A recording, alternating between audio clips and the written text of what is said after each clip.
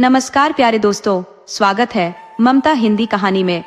आज की कहानी बेहद खास है, तो बिना देर किए शुरू करते हैं।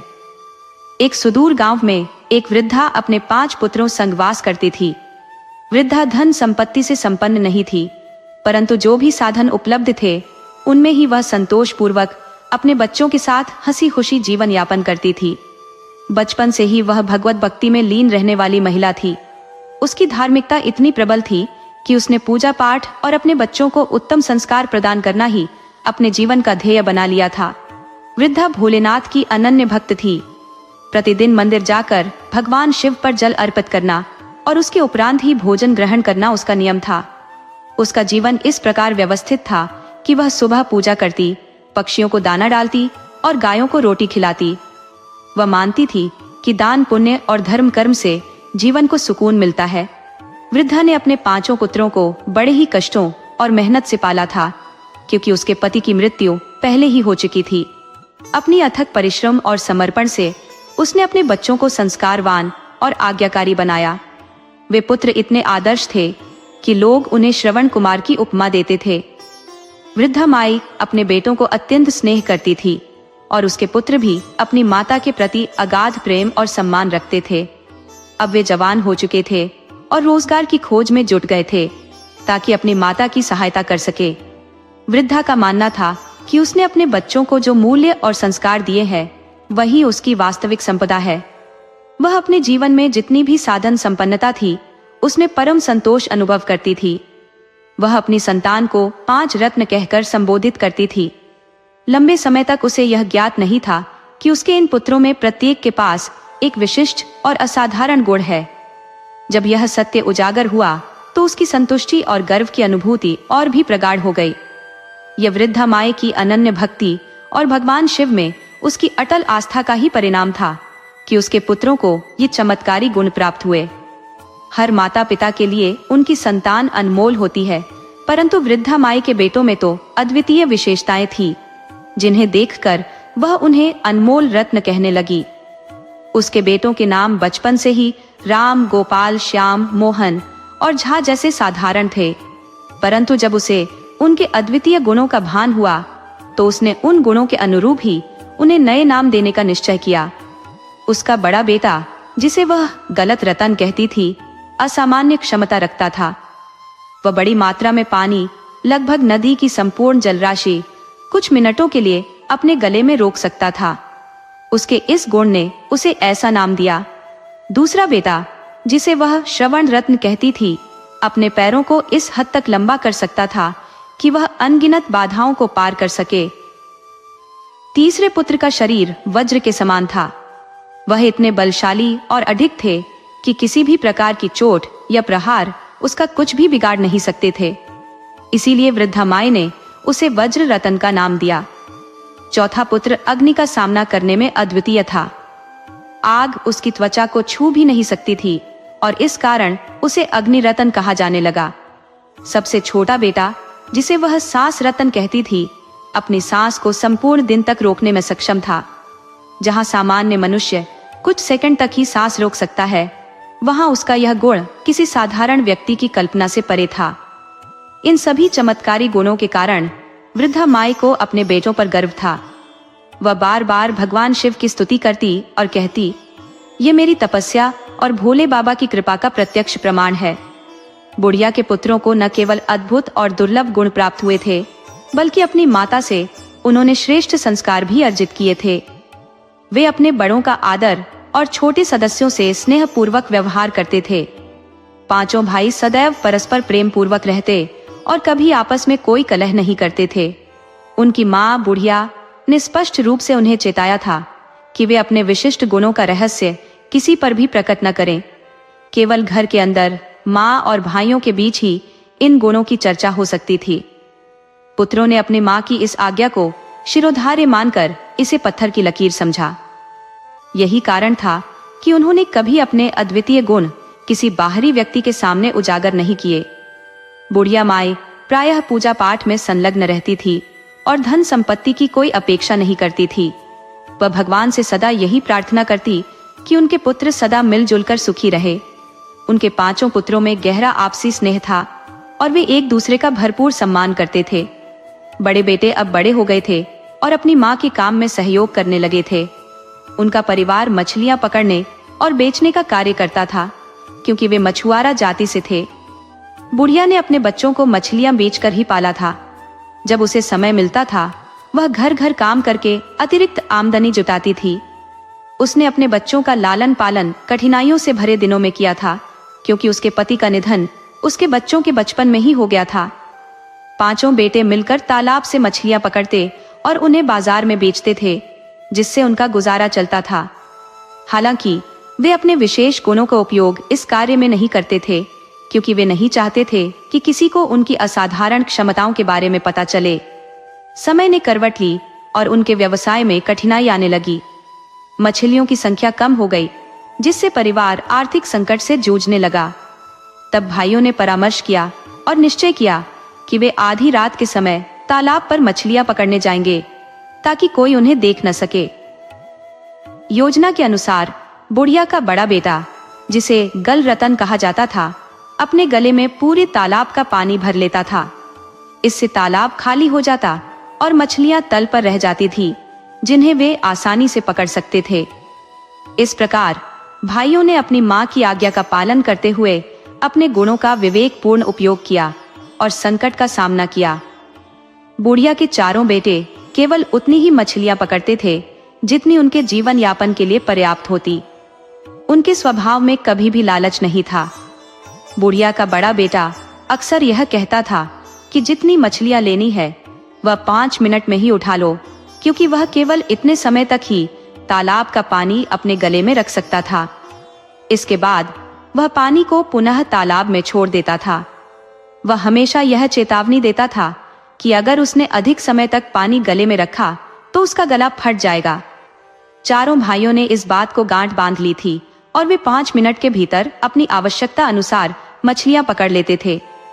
इसके बाद वे सभी घर लौटते और उनमें से एक भाई बाजार जाकर उन मछलियों को बेच आता। यह उनकी दिनचर्या बन चुकी थी। बाजार के अन्य मछुआरे उन भाइयों से ईर्ष्या करते थे। वे अक्सर आपस में चर्चा करते, हम तो तालाब में कुछ नहीं पकड़ पाते और इन्हें इतनी मछलियां कहां से मिल जाती हैं। इन भाइयों की मछलियां ताजी होती थी, इस कारण बाजार में अच्छी कीमत पर जल्दी बिक जाती थी। इन पांचों भाइयों की शक्ल सूरत एक जैसी थी, मानो वे जुड़वा हों। उनके चेहरे इतने मिलते जुलते थे कि बुढ़िया के अलावा कोई नहीं पहचान पाता था कि कौन बड़ा है और कौन छोटा। एक दिन बुढ़िया का सबसे छोटा बेटा शांत रतन बाजार में मछलियां बेचने गया। ये वही बेटा था जो बिना सांस लिए 1 दिन तक रह सकता था। उसी समय एक मछुआरे ने उससे पूछा, भाई तुम इतनी मछलियां कहां से लाते हो? मुझे भी बताओ, क्योंकि मैं भी उसी तालाब में जाता हूं, लेकिन मुझे तो मछलियां नहीं मिलती। मछुआरे की बात सुनकर शांत रतन को उस पर दया आ गई। उसने मछुआरे को यह रहस्य बता दिया और कहा, रात को ठीक 12 बजे तालाब पर आ जाना।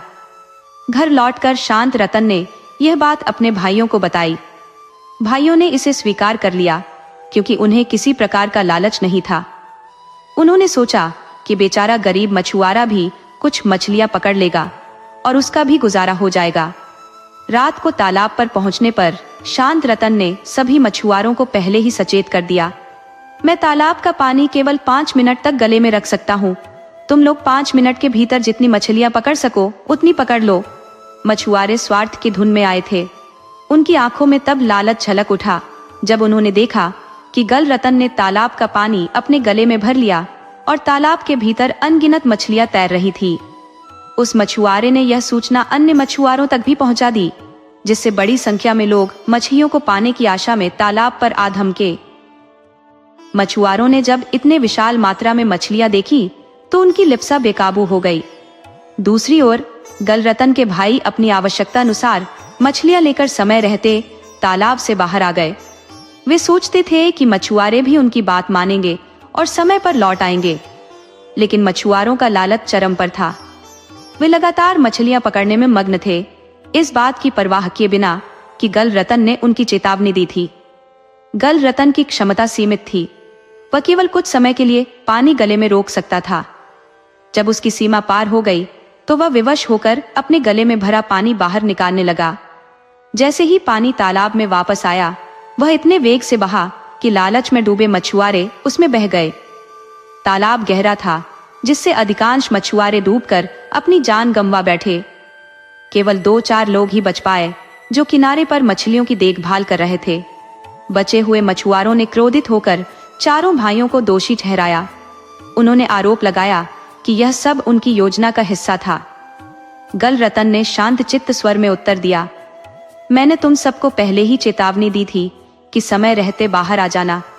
मेरी क्षमता सीमित है, मैंने किसी के प्राण लेने का इरादा नहीं किया। मगर मछुआरे उनकी बात सुनने को तैयार नहीं थे। वे भाइयों की शिकायत लेकर राजा के पास पहुंच गए। राजा ने मछुआरों की बात सुनी और गलरतन को बंदी बनाने का आदेश दिया। राजा ने गलरतन पर आरोप लगाते हुए कहा, तुम्हारे कारण इतनी निर्दोष जाने गई। मछुआरों के परिजन न्याय की मांग करते हुए बोले, जैसे इसने हमारे प्रियजनों को दम घोट कर मारा है, वैसे ही इसे भी वही सजा मिलनी चाहिए, तभी इसे अपने करने का एहसास होगा।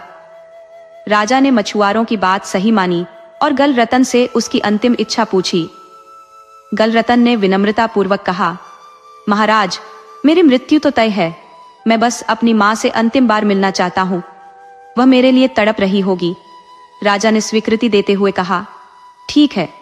इसके बाद गलरतन अपने घर पहुंचा और अपनी माँ भाइयों को पूरी घटना से अवगत कराया। उसकी माँ ने उसे सांत्वना देते हुए कहा, गलरतन, तुम व्यर्थ चिंता क्यों करते हो? तुम्हारे स्थान पर स्वर्ण रत्न जाएगा। उसके पास अपने पैरों को अद्भुत ढंग से लंबा करने की क्षमता है। जब वे तुम्हें गल रत्न समझकर तालाब में डुबोने की कोशिश करेंगे तो वह डूबेगा ही नहीं। अगले दिन, क्योंकि सभी भाइयों का चेहरा एक समान था और उन्हें केवल बुढ़िया माँ ही पहचान सकती थी, स्वर्ण रत्न गल रत्न के स्थान पर गया। लोग उसे गल रत्न समझ बैठे और उसे तालाब में डुबाने का प्रयास किया, लेकिन आश्चर्यजनक रूप से स्वर्ण रत्न तालाब की सतह पर चलता रहा, डूबने का नाम भी नहीं लिया। यह दृश्य देखकर लोग विस्मित हो गए। कोई भी यह समझ नहीं पाया कि यह व्यक्ति गल रतन नहीं बल्कि उसका भाई है। लोग आपस में कहने लगे, इस पर जरूर किसी आत्मा का प्रभाव है, ये जादू टोना जानता है। राजा ने यह सुनकर कहा, यदि यह डूबकर नहीं मरेगा तो कल इसके सिर को धड़ से अलग कर दिया जाएगा। ये सजा सुनते ही स्वर्ण रत्न स्थिति को भांप गया और उसने सोचा कि इस समस्या से निपटने के लिए वज्र रत्न को आगे आना होगा। स्वर्ण रत्न ने राजा से प्रार्थना की, महाराज, मेरी मृत्यु तो निश्चित है, लेकिन मैं चाहूंगा कि अपनी अंतिम रात अपनी माँ और भाइयों के साथ बिताऊं। राजा ने मरने वाले की अंतिम इच्छा का सम्मान करते हुए उसे अनुमति दे दी। स्वर्ण रत्न घर आया और अपनी माँ और भाइयों को अपनी सजा के बारे में बताया। उसने कहा, कल मेरा सिर धड़ से अलग कर दिया जाएगा। बुढ़िया माँ ने उसे सांत्वना देते हुए कहा, बेटा, चिंता मत करो, घबराने की कोई आवश्यकता नहीं। कल तुम्हारे स्थान पर वज्र रत्न जाएगा। जब जल्लाद अपनी तलवार उठाएंगे तो वह वज्र रत्न का सिर काट नहीं पाएंगे। अगले दिन वज्र रत्न राजा के दरबार में पहुंचा। जल्लाद ने तलवार उठाई और वज्र रत्न का सिर धड़ से अलग करने की कोशिश की, लेकिन जैसे ही तलवार चली वह 2 टुकड़ों में विभाजित हो गई। यह देखकर सभी लोग आश्चर्यचकित रह गए। कोई समझ नहीं पाया कि यह चमत्कार कैसे हुआ। राजा ने क्रोधित होकर कहा, यह ऐसे नहीं मरेगा, इसे कल आग में जलाया जाएगा। देखते हैं कि इसे आग से कौन बचाता है। राजा ने आदेश दिया कि गल रत्न को, जो वास्तव में वज्र रत्न था, अगले दिन जिंदा आग में जलाया जाएगा। वज्र रत्न राजा से निवेदन करता है, महाराज, जब मैं यहाँ आ रहा था मेरी माँ असीम दुख में डूबी हुई थी। वे बार बार बिलख रही थी और कह रही थी कि कल तो मेरे बेटे की मृत्यु निश्चित है। मेरी विनती है कि आज की रात मुझे अपनी माँ और भाइयों के साथ बिताने दे। कल तो आप मुझे अग्नि में जलाकर दंड देंगे। मेरी यह अंतिम इच्छा है। राजा उसकी बात मान लेता है और उसे घर लौटने की अनुमति दे देता है। वज्ररत्न घर पहुंचकर अपनी माँ और भाइयों को अपनी सजा के बारे में बताता है। उसकी माँ, जो अत्यंत धैर्यशील और ईश्वर पर अटूट श्रद्धा रखने वाली थी, तुरंत भगवान शिव की आराधना में लीन हो जाती है। वे प्रार्थना करती है, हे भोलेनाथ, आप तो महाकाल है, कालों के काल, मेरे बेटों की रक्षा करें। उनकी आराधना सच्ची थी, क्योंकि उन्होंने अपने जीवन में कभी किसी के साथ अन्याय नहीं किया था, न ही किसी का बुरा चाहा था। उन्हें पूर्ण विश्वास था कि भगवान अपने सच्चे भक्तों को कभी कष्ट में नहीं छोड़ते। अगले दिन बुढ़िया का चौथा बेटा अग्निरतन गल रतन के रूप में राजा के दरबार में पहुंचता है। अग्निरतन की यह विशेषता थी कि आग उसे जला नहीं सकती थी। जब राजा उसे जिंदा जलाने का आदेश देता है तो अग्निरतन आग में कूद जाता है, लेकिन आश्चर्यजनक रूप से आग उसे छू भी नहीं पाती। वह आग के बीच नाचने और गाने लगता है। ये दृश्य देखकर राजा और प्रजा हतप्रभ रह जाते हैं। सभी भयभीत हो जाते हैं और कहने लगते हैं, इस पर किसी दिव्य शक्ति का प्रभाव है। अग्निरतन राजा से कहता है, महाराज, आपने मुझे अनेक प्रकार की कठोर सजाएं दी, लेकिन न जाने कैसे मैं हर बार बच जाता हूँ। मेरी विनती है कि आज की रात मुझे मेरी माँ के पास जाने दे। वह 4 दिनों से निरंतर रो रही है। मुझे आज उनकी गोद में सिर रख कर सुकून चाहिए, ताकि मैं कल अपनी नियति को शांति से स्वीकार कर सकूं। राजा उसकी अंतिम इच्छा का सम्मान करता है और उसे घर लौटने की अनुमति देता है। घर पहुंचकर अग्निरतन अपनी माँ और भाइयों से लिपट कर रो पड़ता है और उन्हें अगले दिन मिलने वाली सजा के बारे में बताता है। उसकी माँ उसे सांत्वना देती है, बेटा चिंता मत करो, प्रभु पर विश्वास रखो, उन्होंने ही हमें यह जीवन दिया है, वही हमारी रक्षा करेंगे। फिर माँ बेटे मिलकर भगवान का स्मरण और जयकार करने लगते हैं। ईश्वर तो अपने भक्तों की रक्षा अवश्य करते हैं। माँ की भक्ति और निस्वार्थ प्रेम का ही यह परिणाम था कि उनके बेटों को विशेष गुण प्रदान किए गए थे। यह भक्ति का फल था जो उन्हें कष्टों से उबार रहा था।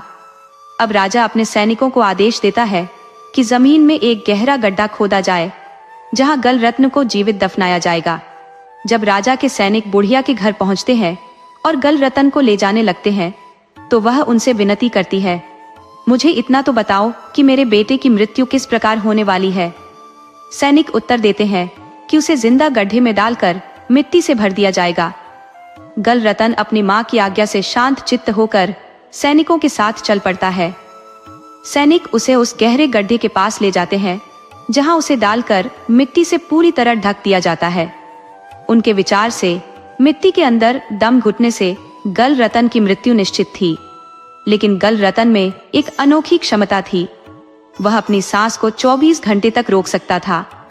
रात के अंधकार में जब सभी सैनिक अपने स्थानों को लौट गए, बुढ़िया अपने चारों बेटों के साथ उस स्थान पर पहुंचती है जहां गल रतन को दफनाया गया था। वे मिट्टी को हटाकर गल रतन को जीवित बाहर निकाल लेते हैं। इसके बाद पांचों भाई उस गड्ढे को मिट्टी से भर देते हैं और उसे इतनी कुशलता से समतल कर देते हैं कि किसी को शक भी नहीं होता। राजा और प्रजा की नजरों में गल रत्न की मृत्यु हो चुकी थी। इस घटना के बाद बुढ़िया ने निर्णय लिया कि अब वे इस राज्य में नहीं रहेंगे। वह अपने बेटों के साथ एक अज्ञात स्थान पर चली गई, जहां न कोई उन्हें जानता था न पहचानता था। वहां भी बुढ़िया ने अपने ईश्वर भोलेनाथ की आराधना जारी रखी।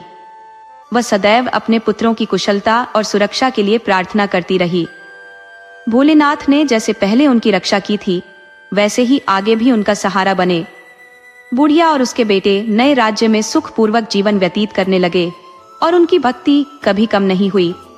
यह कहानी हमें सिखाती है कि सच्ची श्रद्धा और भक्ति के सामने कोई भी कठिनाई टिक नहीं सकती।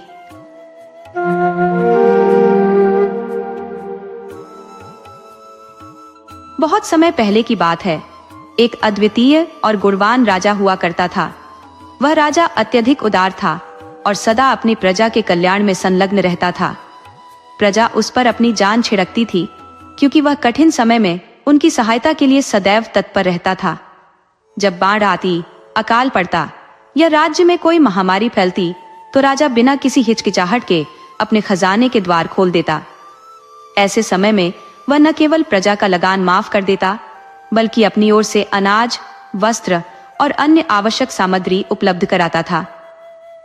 राजा के इन प्रयासों और ईश्वर की कृपा से राज्य में लंबे समय से कोई बड़ी विपत्ति नहीं आई थी। इसके फलस्वरूप राज्य की प्रगति दिन ब दिन बढ़ रही थी। राजा न केवल उदार था, बल्कि वह अत्यंत बुद्धिमान और ज्ञानवान भी था। वह साधु संतों की सेवा में समर्पित रहता था, उन्हें सम्मान देता था और उनकी सुख सुविधाओं का पूर्ण ध्यान रखता था। राज्य में एक विशाल जंगल था जहां अनेक ऋषि मुनियों के आश्रम स्थित थे। ये मुनि और ऋषि न केवल राज परिवार के प्रति बल्कि समूचे राज्य के प्रति वफादार और हितैषी थे। वे राज्य के राजकुमारों और अन्य बच्चों को शिक्षित करते थे, उन्हें योग्य और सक्षम बनाते थे। राजकुमारों ने भी अपनी शिक्षा इन्हीं ऋषियों के आश्रम में प्राप्त की थी। राजा का यह गुण कि वह न केवल प्रजा का संरक्षक था बल्कि ज्ञान और धर्म का समर्थक भी था, राज्य को एक समृद्धि का उदाहरण बना गया। सभी ऋषि मुनि उस राजा से अत्यंत संतुष्ट रहते थे और वे निरंतर ईश्वर से प्रार्थना करते कि ऐसा सज्जन और प्रजा हितकारी राजा कभी किसी आपदा या संकट का सामना न करे। वे दुआ करते कि उनका राज्य सदैव उन्नति के पथ पर अग्रसर रहे। लेकिन उस उत्कृष्ट राजा के पड़ोसी राज्य का राजा इसके बिल्कुल विपरीत था। वह दुष्ट, छल कपट में निपुण और अत्याचारी प्रवृत्ति का था। अपनी प्रजा के प्रति उसका व्यवहार अमानवीय था।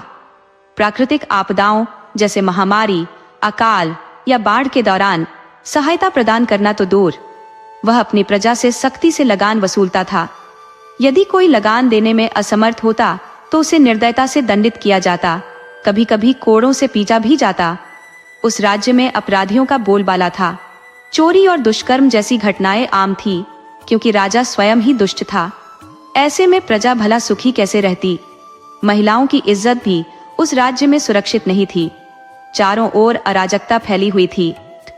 साधु संतों और ऋषि मुनियों ने उस राज्य में जाना तक छोड़ दिया था। वहां के लोग राजा को बददुआएं देते और उसके राज्य में सभी प्रकार के दुर्गुण पनप रहे थे। दुष्ट राजा बीमार और परेशान रहता, लेकिन उसे अपनी समस्याओं की कोई चिंता नहीं थी। इसके विपरीत वह उस नेक राजा और उसकी खुशहाल प्रजा से ईर्ष्या करता था। उसने कई बार प्रयास किया कि किसी न किसी तरह उस राज्य और उसकी प्रजा को हानि पहुंचा सके। कभी वह अपने राज्य के अपराधियों को चोरी और डकैती करने के लिए भेजता, तो कभी अपने पशुओं को छोड़कर उनके खेतों की फसल नष्ट करवाता। परंतु वह नेक राजा अपनी सूझबूझ से हर बार उसकी चालों को विफल कर देता। पशुओं को वह पकड़कर जरूरतमंदों को दे देता और अपराधियों को बंदीगृह में डाल देता। दुष्ट राजा ने एक बार उस राज्य पर आक्रमण करने की योजना बनाई, लेकिन उसकी प्रजा और सैनिक उसके प्रति विश्वासहीन थे। वह यह समझ चुका था कि वह राज्य और वहां की प्रजा अपनी प्रजा हितैषी राजा के प्रति अत्यधिक वफादार है। इसीलिए वह आक्रमण करने का साहस कभी नहीं जुटा पाया। लेकिन वह निरंतर इस अवसर की तलाश में रहता कि कैसे उस समृद्ध राज्य को हड़पा जाए। इधर नेक राजा अब वृद्ध हो चुका था और राजकाज में कम रुचि लेता था। उसका पुत्र राजकुमार अब 20 वर्ष का हो गया था। वह अपने पिता की ही भांति परोपकारी और दयालु था। राजकुमार में नेतृत्व के सभी गुण थे और वह प्रजा का सच्चा संरक्षक बनने के लिए तैयार था। राजकुमार ने अपने राज्य के विद्वान ऋषि मुनियों से गहन अध्ययन किया और सभी आवश्यक कलाओं में निपुणता हासिल की। उसमें अपने पिता के सारे गुण समाहित थे जो उसे एक योग्य और सक्षम राजा बनने के लिए तैयार करते थे। वृद्ध हो चुके राजा ने अपने पुत्र को राजकाज सौंपने का निर्णय लिया। उन्होंने अपने पुत्र को राज्याभिषेक करते हुए कहा, पुत्र, मैं अब वृद्ध और बीमार हो चुका हूँ। राजकाज संभालना अब मेरे लिए कठिन है। ये दायित्व अब तुम्हें सौंपता हूँ। राजा ने अपने बेटे को शासन की बारीकियों को समझाया, जिसे राजकुमार ने ध्यानपूर्वक ग्रहण किया। समय बीतता गया। एक दिन वृद्ध राजा की तबीयत अधिक बिगड़ने लगी। इस दौरान उन्होंने यह परखने का प्रयास किया कि उनका पुत्र शासन कार्य को कुशलता पूर्वक संभाल सकता है या नहीं। जब राजा को विश्वास हो गया कि उनका पुत्र प्रजा हित में सक्षम निर्णय ले रहा है, तब उन्होंने पूर्णतः निश्चिंत होकर राजकाज से विराम ले लिया। लेकिन राजा की बीमारी दिन प्रतिदिन गंभीर होती गई। उन्होंने नामी चिकित्सकों और वैद्यों से इलाज करवाया, परंतु स्वास्थ्य में कोई सुधार नहीं हुआ। अंततः एक दिन राजा का निधन हो गया। राजा के निधन के बाद राजकुमार को विधिवत राजा घोषित किया गया। वह प्रजा हितैषी, परोपकारी और विवेकशील शासक था। प्रजा ने भी उसे हृदय से स्वीकार किया, क्योंकि वे पहले ही उसके गुणों से परिचित थे। राजकुमार का राज्य उसी दक्षता से संचालित हो रहा था जैसे उनके पिता के समय में होता था। हालांकि नए राजा का अभी तक विवाह नहीं हुआ था। उनके पिता अच्छे राजा हमेशा यह सोचते थे कि जब राजकुमार की शिक्षा पूर्ण हो जाएगी तब उनके लिए एक सुंदर गुणवान राजकुमारी का चयन करेंगे। लेकिन नियति को कुछ और ही मंजूर था। वृद्ध राजा का स्वर्गवास होने से पहले यह इच्छा अधूरी रह गई। अब राजमाता अपने पुत्र के विवाह को लेकर चिंतित रहने लगी। एक दिन राजमाता ने अपने विश्वसनीय मंत्रियों और सलाहकारों को बुलाकर कहा, अब जब राजा साहब नहीं रहे, मुझे यह दायित्व निभाना है। मेरा पुत्र विवाह योग्य हो चुका है। आप सभी एक सुयोग्य कन्या का चयन करें जो हमारे राज्य के योग्य हो। मंत्रियों और सलाहकारों ने इस कार्य को सहर्ष स्वीकार किया और एक उपयुक्त राजकुमारी की खोज में जुट गए। दूसरी ओर दुष्ट राजा को इस बात का समाचार मिला कि नए राजा के विवाह की तैयारी की जा रही है। दुष्ट राजा, जो सदैव षड्यंत्र रचने के अवसर की तलाश में रहता था, ने इसे एक अवसर के रूप में देखा। उसकी एक पुत्री थी और उसने योजना बनाई कि उसे विषकन्या बनाकर नए राजा के राज्य को बर्बाद किया जा सकता है। उसने यह निर्णय अत्यंत गोपनीय रखा। न तो अपनी रानी न अपनी बेटी को इस षड्यंत्र की जानकारी दी। वह योजना बनाने में व्यस्त हो गया और अपने एक विश्वास पात्र गुप्तचर को भी इसमें सम्मिलित कर लिया। दुष्ट राजा ने अपने गुप्तचर को बुलाकर गुप्तचर विभाग के प्रधान के साथ एक विशेष योजना बनाई। यह प्रधान एक अत्यंत वृद्ध व्यक्ति था जो नगर से दूर एक सुनसान जंगल में खंडहर के नीचे बने गुप्त तहखाने में रहता था। इस खंडहर और उसके तहखाने की जानकारी बहुत ही सीमित लोगों को थी। केवल दुष्ट राजा और उसके चुनिंदा विश्वास पात्र ही इसके बारे में जानते थे।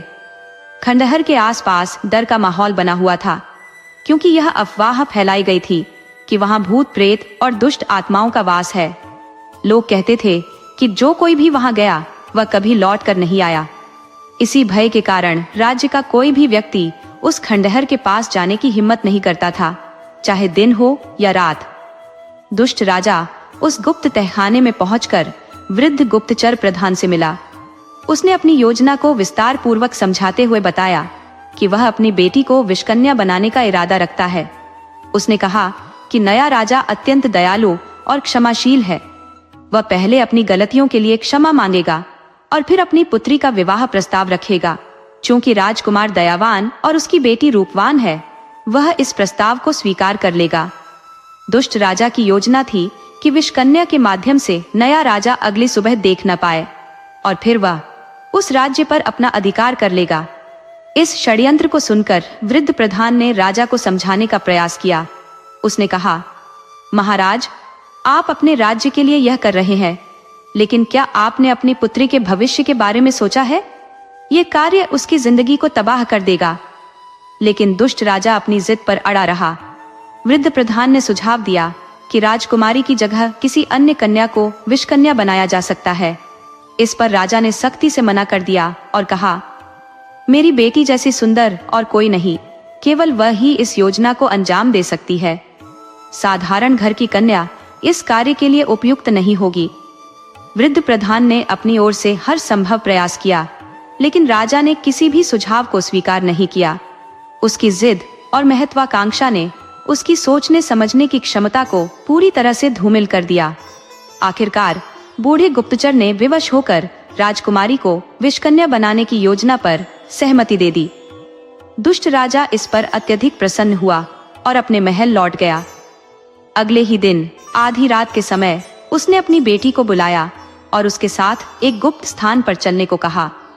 उसने राजकुमारी से केवल इतना कहा कि यह स्थान ऐसा है जहां उसकी सुंदरता को और निखारा जाएगा, जिससे वह अनुपम और अप्रतिम दिखेगी। नादान राजकुमारी, जो इन सब योजनाओं से अनभिज्ञ थी, अपने पिता की बातों में आ गई। वह यह सोचकर साथ चल पड़ी कि उसका सौंदर्य ऐसा हो जाएगा कि कोई उसकी तुलना भी न कर सकेगा। दुष्ट राजा ने रात के सन्नाटे में अपनी बेटी को महल से बाहर निकाला। इस यात्रा में न तो कोई सैनिक उनके साथ था, न ही कोई गुप्तचर। पिता और पुत्री दोनों अकेले घोड़े पर सवार होकर अंधेरे में जंगल के रास्तों पर निकल पड़े। राजा ने नगर की सीमा पार की और घने जंगलों में प्रवेश कर लिया। लंबा और कठिन सफर तय करने के बाद वे उस खंडहर तक पहुंचे जहां बूढ़ा प्रधान गुप्तचर रहता था। गुप्तचर, जो पहले से ही राजा की योजना से अवगत था, उनकी प्रतीक्षा कर रहा था। उसने राजा का आदर पूर्वक स्वागत किया और उन्हें खंडहर के नीचे बने तहखाने में ले गया। राजकुमारी के मन में भय व्याप्त था, लेकिन वो कुछ भी कहने की हिम्मत नहीं जुटा पाई। एक ओर उसका पिता था, दूसरी ओर उसकी निर्दयता। वह चुपचाप उसके पीछे पीछे चलती रही। तहखाने में पहुंचने के बाद राजा ने बूढ़े गुप्तचर से कुछ गोपनीय वार्ता की और अपनी बेटी को वहीं छोड़कर महल लौट गया। गुप्तचर ने राजकुमारी के साथ अत्यंत सहज और वात्सल्यपूर्ण व्यवहार किया, मानो वह उसकी अपनी ही बेटी हो। उसने उसे थोड़ा बहुत भोजन दिया और एक विशेष कक्ष में आराम करने के लिए भेज दिया। अगले दिन से उसे विषकन्या बनाने की प्रक्रिया आरंभ हुई। प्रारंभ में उसे साधारण प्रकार के विष दिए गए, जो धीरे धीरे उसकी सहन शक्ति बढ़ाने के लिए थे। कुछ दिनों के भीतर उसे और तीव्र प्रभाव वाले विष दिए जाने लगे। शुरुआत में यह प्रक्रिया राजकुमारी के लिए असहनीय थी। विष लेने के बाद उसके शरीर में तीव्र जलन होती, सिर मानो फटने को होता और उल्टियां भी होती, लेकिन धीरे धीरे उसका शरीर इस विष को सहने का अभ्यस्त हो गया। यह प्रक्रिया लगभग 8 महीनों तक चली। इस दौरान विष लेना उसकी आदत बन गया। यदि उसे विष समय पर न दिया जाता तो वह बेचैन और विचलित हो जाती। इसके बाद विषकन्या बनाने का दूसरा चरण शुरू हुआ। इस चरण में अत्यंत विषैले कोबरा सांपों का विष उपयोग किया गया। गुप्तचर ने इन सांपों से निकाला गया विष राजकुमारी को दिया। ये क्रम भी लगभग 2 महीने तक चला। धीरे धीरे राजकुमारी इतनी विषैली हो चुकी थी कि कोबरा का विष भी उसके लिए निष्प्रभावी हो गया।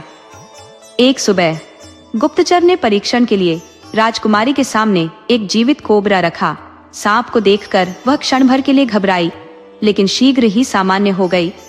गुप्तचर के संकेत पर उसने अपना मुंह खोला और अपनी जीभ बाहर निकाली। अब वह एक पूर्ण विषकन्या बन चुकी थी, जिसकी सुंदरता तो अद्वितीय थी, लेकिन भीतर का अस्तित्व विष से ओतप्रोत हो गया था। वह समय ऐसा था जब कोबरा ने उस लड़की की जीभ पर पूरी ताकत से अपना फन पटक कर डस लिया। ऐसा प्रतीत होता था कि सांप को पहले से ही इस कार्य में प्रशिक्षित किया गया था। राजकुमारी के शरीर में जैसे आग फैल गई और उसका सिर ऐसा फटा कि वह लड़खड़ाकर जमीन पर गिर पड़ी। पास में खड़ा बूढ़ा व्यक्ति इस घटनाक्रम को शांत भाव से देखता रहा। हालांकि राजकुमारी असहाय नहीं थी। वह उस जहरीले नशे में डूबी हुई थी और अजीब तरह से उसे यह अनुभव आनंदित कर रहा था। वह भयानक दिखने वाले कोबरे को बड़े स्नेह से देख रही थी। उस जहरीले नशे में डूबी राजकुमारी कोबरे के साथ खेलती रही, कभी उसे पकड़ती तो कभी उसे छोड़ देती। ये सिलसिला पूरे दिन और रात चलता रहा, क्योंकि वह नशे की स्थिति में सब कुछ स्वप्न जैसा महसूस कर रही थी। अगले दिन जब राजकुमारी उठी तो पहले की तरह सामान्य थी। स्नान के पश्चात वह उस बूढ़े व्यक्ति के पास गई जहां कोबरा पहले से मौजूद था। फिर वही घटना दोहराई गई। कोबरा ने उसकी जीभ पर डंक मारा और वह नशे में बेसुध होकर गिर पड़ी। लेकिन इस बार नशे का प्रभाव थोड़ा कम हुआ और रात तक वह होश में आ गई। धीरे धीरे यह विषैला प्रभाव उसकी आदत में तब्दील होने लगा। कोबरे का यह विचित्र खेल और नशे की यह स्थिति 2 महीने तक चलती रही। इस घटना को लेकर लोगों के बीच कई चर्चाएं शुरू हुई, लेकिन जो राजकुमारी ने महसूस किया वह उनकी अपनी दुनिया का हिस्सा बन चुका था। उसके बाद राजकुमारी के सौंदर्य में वृद्धि के लिए अनूठे प्रयास आरंभ हो गए। उसे अप्रतिम और मोहक बनाने हेतु दुर्लभ जड़ी बूटियों के साथ साथ मानव रक्त और गद्दी के दूध का प्रबंध किया गया। प्रतिदिन राजकुमारी के शरीर पर पहले इन जड़ी बूटियों का लेप किया जाता, फिर उसे मानव रक्त से स्नान कराया जाता और अंत में गद्दी के दूध से उसका अंतिम शुद्धिकरण किया जाता। इस प्रक्रिया के पश्चात उसे कोबरे से डंक दिलवाकर अचेतन अवस्था में सुला दिया जाता। अब कोबरे के विष का उसकी देह पर कोई विशेष प्रभाव नहीं पड़ता था। वह 2 घंटे के भीतर कोहरे की स्थिति से उबर जाती और पुनः सामान्य हो जाती। समय के साथ यह स्थिति समाप्त हो गई और राजकुमारी अब विष से पूर्णतः अभ्यस्त हो चुकी थी। वह कोबरे के साथ ऐसे खेलने लगी जैसे कोई बच्चा अपने प्रिय खिलौनों से खेलता है। राजकुमारी के खंडहर के नीचे स्थित गुप्त और आरामदायक तहखाने में 1 वर्ष व्यतीत हो चुका था। इस अवधि में उसे विषकन्या बनने की प्रक्रिया के साथ साथ अन्य विविध कलाओं में भी पारंगत किया गया। संगीत, गायन और नृत्य का उसे गहन प्रशिक्षण दिया गया। उसे मदिरापान का अभ्यास भी कराया गया ताकि वह उच्च वर्गीय सामाजिक आयोजनों में सहज रहे। साथ ही उसे पुरुषों को सम्मोहित करने और मानसिक रूप से नियंत्रित करने की कला का भी गूढ़ ज्ञान दिया गया। इन सभी विधाओं में महारत हासिल करने के बाद राजकुमारी का व्यक्तित्व पूरी तरह बदल चुका था। अब वह पूर्व की भोली भाली राजकुमारी नहीं रह गई थी। उसका सौंदर्य पहले की तुलना में कई गुना बढ़ चुका था। उसकी आंखों में ऐसी सम्मोहन शक्ति उत्पन्न हो गई थी कि कोई भी यदि उसकी आंखों में झांकता तो अपनी दृष्टि हटा नहीं पाता। राजकुमारी की आंखों की सम्मोहक शक्ति इतनी प्रबल हो चुकी थी कि वह अपनी इस क्षमता के माध्यम से धीरे धीरे सामने वाले को अपने नियंत्रण में ले लेती थी। एक दिन राजकुमारी वृद्ध व्यक्ति के साथ कक्ष में बैठी थी और कोबरे के विष की प्रतीक्षा कर रही थी, लेकिन इस बार कोबरे को लाने में विलंब हो गया। एक कोबरे की कुछ दिनों पहले ही मृत्यु हो चुकी थी और दूसरा कोबरा सुस्त दिखाई दे रहा था। अंततः एक दासी थैले में कोबरा लेकर आई। थैले से निकाले जाते समय कोबरा उदास सा प्रतीत हो रहा था। जब उसे राजकुमारी के मुख के पास लाया गया तो राजकुमारी ने अपने होंठ खोले और जीभ बाहर निकाल दी, लेकिन कोबरा ने उसे देखकर अपना फन पीछे खींच लिया, मानो डर गया हो। इस घटना के साथ ही समय पर विष न मिलने के कारण राजकुमारी की बेचैनी बढ़ने लगी। यह बेचैनी, जिसने उसकी आत्मा तक को झकझोर दिया, उस मार्ग की कठिनाई का प्रतीक थी जो उसे एक विषकन्या बनने की ओर ले जा रहा था।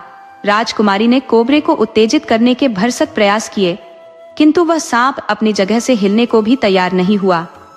उसने अपना फन झुका लिया, मानो हार मान चुका हो। यह दृश्य देखकर राजकुमारी का धैर्य चटक गया और उसकी बेचैनी क्रोध में परिवर्तित हो गई। उसने आवेश में अपने दोनों हाथों से कोबरे को पकड़ा और उसे चबा डाला। ये घटना किसी चमत्कार से कम न थी। कोबरा, जो विष का पर्याय माना जाता है, तड़प तड़प कर वहीं दम तोड़ गया। ये दृश्य देखकर पास खड़े प्रधान गुप्तचर की आंखों में चमक आ गई। ये स्पष्ट था, राजकुमारी अब संपूर्ण विषकन्या बन चुकी थी। उसके भीतर इतनी विषाक्तता उत्पन्न हो चुकी थी कि उसकी सांसें तक मृत्यु का कारण बन सकती थी। प्रधान गुप्तचर ने यह समाचार तुरंत उस क्रूर राजा को दिया जो स्वयं राजकुमारी का पिता था। जब राजा ने यह शुभ समाचार सुना कि उसकी पुत्री अब विषकन्या बन गई है, तो उसकी प्रसन्नता की कोई सीमा नहीं रही। वह अपनी योजना को अंजाम देने के लिए उत्साहित हो उठा और तुरंत राजकुमारी को वापस महल लाने की तैयारियां करने लगा। अगले ही दिन मध्य रात्रि के समय वह वृद्ध गुप्तचर के पास पहुंचा और राजकुमारी को महल ले आया। आने से पूर्व राजा ने महल में गुप्त रूप से 1 दर्जन जहरीले कोबरा और उनकी देख रेख हेतु आवश्यक साधनों का प्रबंध करवा दिया था। इस बात का ध्यान रखा गया कि राजकुमारी के विषकन्या बनने की सच्चाई किसी को न पता चले। यहाँ तक कि रानी को भी अपनी पुत्री से मिलने की अनुमति नहीं दी गई। रानी, जो अपनी बेटी के लिए व्याकुल थी, राजा की कठोरता के सामने विवश हो गई। राजा ने सबको यही बताया कि राजकुमारी विशेष प्रशिक्षण के लिए बाहर गई थी और अब वह लौट आई है। महल में लौटने के बाद राजकुमारी पर सख्त प्रतिबंध लगा दिए गए। कोई भी व्यक्ति उससे मिलने नहीं जा सकता था। ये रोक इसलिए लगाई गई ताकि उसकी सच्चाई उजागर ना हो। दुष्ट राजा ने अपनी योजना के अगले चरण में राजकुमारी के विवाह का प्रस्ताव रखा। उसने अपने विश्वसनीय महामंत्री और सेनापति को बुलाकर इस पर चर्चा की। निर्णय लिया गया कि विवाह के लिए प्रस्ताव पड़ोसी राज्य के राजा के पास भेजा जाएगा। पड़ोसी राज्य के राजा ने इस प्रस्ताव को गंभीरता से लिया और अपने महामंत्री, सेनापति, राजपुरोहित तथा अन्य गणमान्य नागरिकों को इस पर चर्चा के लिए बुलाया। वहां विचार विमर्श के दौरान 2 प्रकार की राय सामने आई। कुछ लोगों का मानना था कि दुष्ट राजा अत्यंत चालाक है और विवाह के पीछे अवश्य ही कोई गहरी साजिश होगी। वे इस प्रस्ताव को अस्वीकार करने की सलाह दे रहे थे। वहीं कुछ अन्य लोगों ने इसे स्वीकार करने का संकेत दिया। सभा में गहन विचार मंथन के बाद इस प्रस्ताव को लेकर अनिर्णय की स्थिति बनी रही। दूसरी ओर कुछ लोगों का मत यह था कि राजकुमारी अनुपम सौंदर्य की धनी है और इस विवाह से दोनों राज्यों के बीच एक नया संबंध स्थापित होगा। ऐसा गठबंधन अनिवार्य रूप से होना चाहिए। अगले दिन इस विषय पर व्यापक चर्चा होती रही, परंतु कोई ठोस निर्णय नहीं लिया जा सका। नवीन राजा अनुभवहीन था और इस उलझन को सुलझाने में असमर्थ महसूस कर रहा था। अंततः उसने निश्चय किया कि उसकी माँ, जो रानी माँ थी, पहले दुष्ट राजा से मिलेंगी और राजकुमारी को स्वयं देखेंगी, तभी वे विवाह का निर्णय लेंगे। यह सूचना दुष्ट राजा के महामंत्री और सेनापति को सौहार्दपूर्ण ढंग से दी गई और उन्हें सम्मान पूर्वक विदा किया गया। दुष्ट राजा को नए राजा की यह प्रक्रिया रुचिकर लगी। उसने प्रधान गुप्तचर द्वारा राजकुमारी के विषकन्या बनने की पूरी जानकारी पहले ही प्राप्त कर ली थी। अब वह इस योजना को सावधानी पूर्वक आगे बढ़ाने के लिए तैयार था। उसने महल के पिछले हिस्से को अत्यंत भव्य रूप से सुसज्जित किया और उसे राजकुमारी के स्वागत हेतु तैयार कराया। राजकुमारी को दिखाने के लिए दुष्ट राजा ने रानी माँ को निमंत्रण भेजा। आगमन पर राजकुमारी ने एक संगीत कार्यक्रम में भाग लिया, जिसमें उसने मधुर गीत गाए और वाद्य यंत्र बजाए। रानी माँ उसकी प्रतिभा और सुंदरता से प्रभावित हो गई और विवाह का प्रस्ताव स्वीकार कर अपने महल लौट गई। विवाह के लिए दोनों राज्यों के राज पुरोहितों ने परस्पर मिलकर शुभ मुहूर्त निर्धारित किया। विवाह की तिथि निश्चित होने पर पूरे राज्य में उल्लास का माहौल छा गया। दुष्ट राजा ने अपने महल को दीपों से सुसज्जित करवाया। विवाह के दिन महल और उसके आसपास के भवनों को इस प्रकार सजाया गया कि मानो स्वर्ग धरती पर उतर आया हो। नियत समय पर नवीन राजा की बारात धूमधाम से रवाना हुई। इस बारात में उनके कुलगुरु भी सम्मिलित हुए, जो अद्वितीय दिव्य शक्तियों के स्वामी थे। उनके साथ उनका पालतू भेड़िया भी था, जो हर समय उनके साथ रहता था। बारात का नेतृत्व नवीन राजा कर रहा था, जो घोड़ी पर सवार था। उसके पीछे गुलाबी पगड़ी धारण किए सजी धजी बारात चल रही थी। दुष्ट राजा ने बारात का बड़े उत्साह और प्रसन्नता के साथ स्वागत किया। इस क्षण उसकी वर्षों पुरानी योजना पूरी होने के करीब थी। बारात के स्वागत के लिए राजकुमारी के महल के बगीचे में भव्य आयोजन किया गया, जिसमें हर एक व्यवस्था अत्यंत सटीकता और सौंदर्य के साथ की गई थी। एक अत्यंत भव्य मंडप में बारात का स्वागत बड़े हर्षोल्लास के साथ हुआ। नए राजा को एक ऊंचे मंच पर सम्मान पूर्वक बैठाया गया।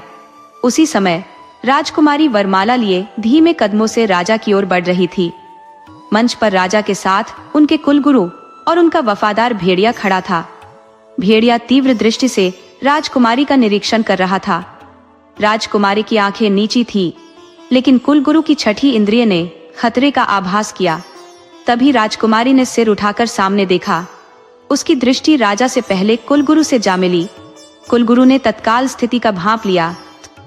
उनके शांत चेहरे पर कुछ क्षण के लिए गंभीरता की छाया आ गई।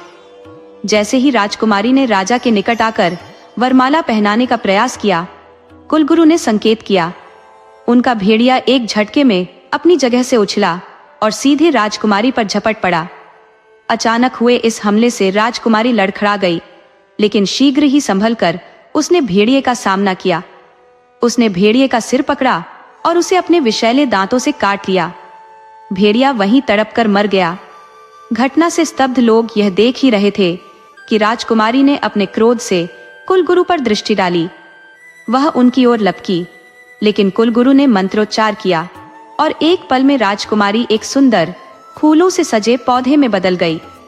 दुष्ट राजा और उसके साथियों ने यह चमत्कार देखा तो वे आक्रोश में कुलगुरु पर टूट पड़े, लेकिन कुलगुरु की दिव्य शक्तियों के आगे उनका हर प्रयास व्यर्थ था। कुलगुरु ने अपने मंत्र बल से उन्हें कांटेदार वृक्षों और झाड़ियों में परिवर्तित कर दिया। नए राजा ने कुलगुरु को नमन किया और उनके परामर्श से दुष्ट राजा के राज्य को अपने साम्राज्य में मिला लिया।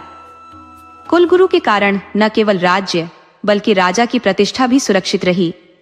तभी से यह मान्यता है कि कंदल के वृक्ष, जिनके हर अंग विषैले होते हैं, दुष्टता और छल कपट का प्रतीक है। दोस्तों, कंदल के पेड़ से बचे, क्योंकि उसकी छाया भी आपके जीवन के लिए हानिकारक हो सकती है।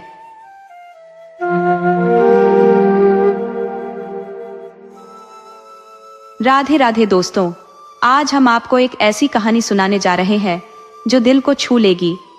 यह कहानी एक किन्नर की है जिसने अपने हृदय में ममता का दीप जलाकर एक नवजात बच्ची को गोद लिया और उसे अपनी संतान की तरह पाला। अंततः उस बेटी ने अपनी किन्नर माँ को अपने प्यार और समर्पण से जो उपहार दिया वह अविश्वसनीय है। एक रात का वाकया है जब किन्नरों का एक समूह किसी कार्यक्रम से लौट रहा था। रास्ता सुनसान और अंधेरे से घिरा हुआ था। तभी टोली को किसी नवजात के रोने की आवाज सुनाई दी। सिमरन नाम की किन्नर ने टोली को रुकने का इशारा किया और कहा, कोई बच्चा रो रहा है, शायद उसे किसी ने यहाँ छोड़ दिया है। सिमरन ने चारों ओर नजर दौड़ाई और थोड़ी दूर पर सड़क किनारे एक दूध मुंही बच्ची को पड़ा पाया। वह तुरंत दौड़कर उस बच्ची को उठाकर अपनी छाती से लगा ली। उसे ऐसा महसूस हुआ मानो उसके अंदर कहीं छुपी ममता जाग उठी हो। उसकी साथी शीला ने कहा, सिमरन, इसे पुलिस के हवाले कर देते हैं, हमें किसी मुसीबत में नहीं पड़ना चाहिए। लेकिन सिमरन ने दृढ़ता से जवाब दिया, नहीं, ये मासूम मेरे पास ही रहेगी, मैं इसे अपनी संतान की तरह पालूंगी। उसके साथी उसे समझाने लगे, सिमरन, कल को यह बच्ची बड़ी होकर शायद हमें भी उसी नजर से देखेगी जैसे बाकी लोग हमें देखते हैं। समाज हमें अपनाने को तैयार नहीं है, फिर यह कैसे हमें स्वीकार करेगी। गुरु माँ ने भी सिमरन को बहुत समझाया। कल यह बच्ची बड़ी होगी तब यह हमें छोड़कर अपने रास्ते चली जाएगी। हमें समाज कभी अपने परिवार का हिस्सा नहीं मानता। लेकिन सिमरन ने अपने मन की सुनी। उसने कहा, मुझे इस बच्ची को पालना है, अब यह मेरी बेटी है और मैं इसकी माँ हूँ। सिमरन ने उस बच्ची को अपने डेरे पर ले जाकर उसकी परवरिश शुरू कर दी। उसके साथियों की चिंता और समाज के विरोध के बावजूद सिमरन ने कभी पीछे मुड़कर नहीं देखा। उसने उस बच्ची को अपनी दुनिया का केंद्र बना लिया। सिमरन की यह ममता और साहस एक ऐसी मिसाल पेश करती है जो समाज को यह संदेश देती है कि सच्चे प्रेम और ममता के आगे कोई भी रुकावट टिक नहीं सकती। अब सिमरन ने नृत्य और गायन के आयोजनों में जाना लगभग छोड़ ही दिया था। उसका संपूर्ण ध्यान अपनी दत्तक बेटी पर केंद्रित हो गया। उसने उस बच्ची का नाम आरुषि रखा। आरुषि के पालन पोषण में सिमरन ने कोई कसर नहीं छोड़ी। उसने आरुषि के लिए गाय का ताजा दूध प्रबंधित किया ताकि उसे मां के दूध की कमी न महसूस हो। सिमरन उसकी हर छोटी बड़ी आवश्यकता का ख्याल रखती, मानो उसकी ममता केवल आरुषि के लिए ही बनी हो। आरुषि धीरे धीरे बड़ी हो रही थी। समय पंख लगाकर उड़ता गया और देखते ही देखते आरुषि 2 साल की हो गई। अब सिमरन उसके लिए अपने हाथों से पोषक आहार बनाती और उसे प्यार से खिलाती। एक दिन अजय, जो सिमरन की टोली में ढोलक बजाने का काम करता था, सिमरन के पास आया। उसने सिमरन से अपने प्रेम का इजहार करते हुए शादी का प्रस्ताव रखा। उसने कहा, मैं तुमसे बहुत प्रेम करता हूँ और तुम्हारे साथ जीवन बिताना चाहता हूँ। सिमरन भी अजय की इज्जत करती थी। कठिन समय में अजय ने उसका भरपूर साथ दिया था और यह बात सिमरन जानती थी। लेकिन वह जानती थी कि वह किन्नर है और अजय को वैवाहिक सुख नहीं दे सकती। उसने अपने मन को कठोर कर अजय के प्रस्ताव को विनम्रता से ठुकरा दिया। उसने कहा, मेरा जीवन अब मेरी बेटी आरुषि के लिए है, मैं तुम्हारी इच्छाओं को पूरा नहीं कर पाऊंगी। अजय ने बहुत समझाया। उसने कहा, हम दोनों एक अलग दुनिया बसा सकते हैं जहां तुम्हें नाचने गाने की मजबूरी नहीं होगी। यदि तुमने मुझसे विवाह नहीं किया तब भी मैं तुम्हारे साथ ही रहूंगा और तुम्हें हर परिस्थिति में सहयोग दूंगा। सिमरन की लाख कोशिशों के बावजूद अजय नहीं माना। उसने सिमरन के साथ रहना तय कर लिया और किन्नरों की टोली में ही शामिल हो गया। इस बीच आरुषि बड़ी होती गई। उसने स्कूल जाना शुरू कर दिया। सिमरन उसे स्कूल छोड़ने और लाने का काम खुद करती। दोनों माँ बेटी हंसी खुशी अपने दिन बिताते। एक दिन जब आरुष ने कहा, माँ, मैं फैशन डिजाइनर बनना चाहती हूँ, तो सिमरन ने अपनी जीवन भर की बचत आरुषि की शिक्षा में लगा दी। 5 लाख रुपए की फीस भरकर उसने आरुषि को एक अच्छे हॉस्टल में भेज दिया।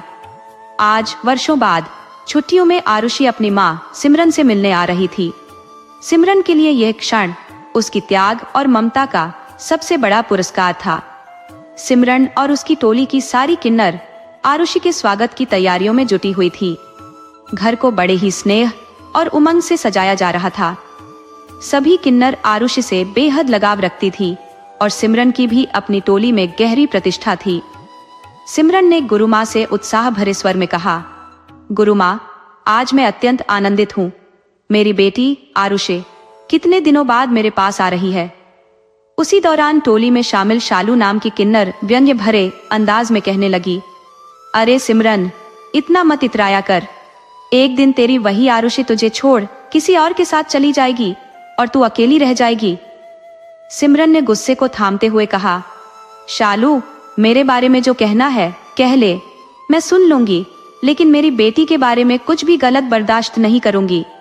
गुरु माँ ने दोनों के बीच बढ़ती बहस को शांत करवाते हुए मामले को ठंडा किया। तभी सिमरन ने अजय की ओर देखा और कहा, अजय, तुम अब तक यहीं हो, आरुषि को लेने नहीं गए? अजय मुस्कुराते हुए बोला, अभी ट्रेन आने में पूरे 2 घंटे बाकी है, तुम इतनी बेचैन क्यों हो रही हो? सिमरन ने कहा, आज मैंने आरुषि की पसंद का सब कुछ बनाया है। मैं चाहती हूँ कि वह आते ही हर चीज से खुश हो। थोड़ी देर बाद टोली की अन्य किन्नर बोली, हम तो हमेशा दूसरों की खुशियों में नाचते हैं, चलो आज अपनी खुशी में नाचते हैं, आखिर हमारी आरुषि आ रही है। सभी ताली बजाते हुए उत्साह से झूमने लगी। कुछ समय बाद अजय आरुषि को लेकर पहुंचा। टोली को इस तरह नाचते गाते देख आरुषि थोड़ी असहज हो गई। सिमरन ने उसे देखते ही अपने स्नेह में डूबकर धीरे सवाल पूछे और उसे गले से लगा लिया। वह उसे सबसे पहले गुरु माँ के पास ले गई, जिन्होंने आरुषि को भारी सोने के कंगन भेंट किए और कहा, आरुषि, ये कंगन तुम्हारे लिए है, कैसे लगे? आरुषि ने कंगन को देखते हुए कहा, गुरु माँ, ये बहुत पुराने डिजाइन के हैं, लेकिन कोई बात नहीं, मैं इन्हें पहन लूंगी। सिमरन की अन्य साथी ने हंसते हुए कहा, कोई चिंता मत करो आरुषि, मैं तुम्हारे लिए नए डिजाइन के झुमके बनवा दूंगी। सारी किन्नर आरुषि को अपनी ही बेटी की तरह मानती थी। उन्होंने उसकी पसंद का केक भी तैयार किया था। उम्मीद थी कि वह इसे देखकर खुश होगी और सबको अपने हाथों से केक खिलाएगी। लेकिन जब सभी ने उससे केक काटने को कहा तो आरुषि थकी हुई आवाज में बोली, मैं बहुत थक गई हूँ, मुझे अब आराम करना है। और ये कहते हुए वह अपने कमरे में चली गई। अब शालू, जो किन्नरों की टोली में अपनी तेज तर्रार बातों के लिए जानी जाती थी, को मौका मिल गया।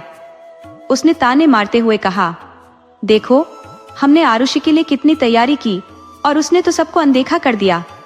गुरु माँ ने स्नेहपूर्वक समझाया, अरे बच्ची है, सचमुच थक गई होगी।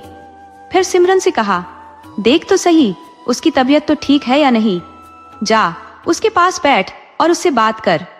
सिमरन ने आरुषि के कमरे का दरवाजा खोला और उसके पास बैठकर बड़ी कोमलता से पूछा, क्या हुआ बेटी, इतनी जल्दी क्यों चली आई? तेरी मौसी और बाकी सब तेरा बेसब्री से इंतजार कर रहे थे, सबने तेरे लिए बहुत कुछ खास तैयार किया है। आरुषि ने तुनकते हुए कहा, माँ, हर वक्त बस तुम्हें नाचने गाने के अलावा कुछ और सूझता ही नहीं। दम घुटता है मेरा तुम्हारे इन प्यार के नाटकों से। सिमरन की आंखें नम हो गईं। आंसू पोंछते हुए वह बोली, छोड़ इन बातों को, ये बता तेरा कोर्स कैसा चल रहा है और कितने दिन की छुट्टियां लेकर आई है? आरुषि ने खिन्नता से जवाब दिया, माँ, मैं वो कोर्स अब नहीं करूंगी, मुझे अच्छा नहीं लगता। सिमरन ने हैरानी से कहा, पर बेटा, वही कोर्स तो तुझे करना था। मैंने तेरे लिए 5 लाख रुपए खर्च किए हैं, तूने मुझे बताए बिना ही छोड़ दिया। इस पर आरुषि ने गुस्से से कहा, आप क्या जानती हो उस कोर्स के बारे में? सब दिखावा है आपका, आखिर पैसे तो नाच गाने के ही हैं, कौन सा महान काम करती हो?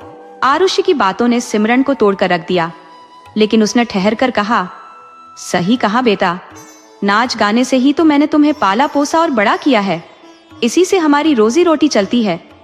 ये कहते हुए वह आंसू भरी आंखों के साथ छत पर जाकर रोने लगी। थोड़ी देर बाद अजय वहां आया और उसके आंसू पोंछते हुए बोला, सिमरन, मैंने तुम्हें पहले ही कहा था कि हम अपनी अलग दुनिया बसा सकते हैं, लेकिन तुमने आरुषि के लिए अपनी सारी खुशियां कुर्बान कर दी। सिमरन ने दृढ़ता से जवाब दिया, नहीं अजय, वो अभी बच्ची है, जब उसे अपनी गलती का एहसास होगा तब वह मुझसे माफी मांगेगी। अगले दिन आरुषि बगीचे में रवि से बोली, तुम मुझसे जल्दी शादी कर लो और इन किन्नरों से मुझे आजाद कर दो, मैं अब इनके साथ नहीं रह सकती। इनके प्यार का नाटक मुझे झूठा लगता है, लेकिन रवि के मन में आरुषि के प्रति सच्चा प्रेम नहीं था। वह केवल उसे छल रहा था। उसकी नजरें गुरु माँ द्वारा दिए गए भारी कंगनों पर थी। वह आरुषि का इस्तेमाल कर रहा था और उसकी भोली भावनाओं के साथ खेल रहा था। उसने जिज्ञासा भरे स्वर में पूछा, ये भारी भरकम कंगन किसने दिए हैं आरुषि? आरुष ने थोड़ी उदासी के साथ उत्तर दिया, गुरु माँ ने दिए थे, लेकिन मुझे ये बिल्कुल पसंद नहीं। रवि मुस्कुराते हुए बोला, आरुषि, मेरे इस तोहफे को खोलो और फिर आईने में देखो। तुम कितनी सुंदर लगती हो।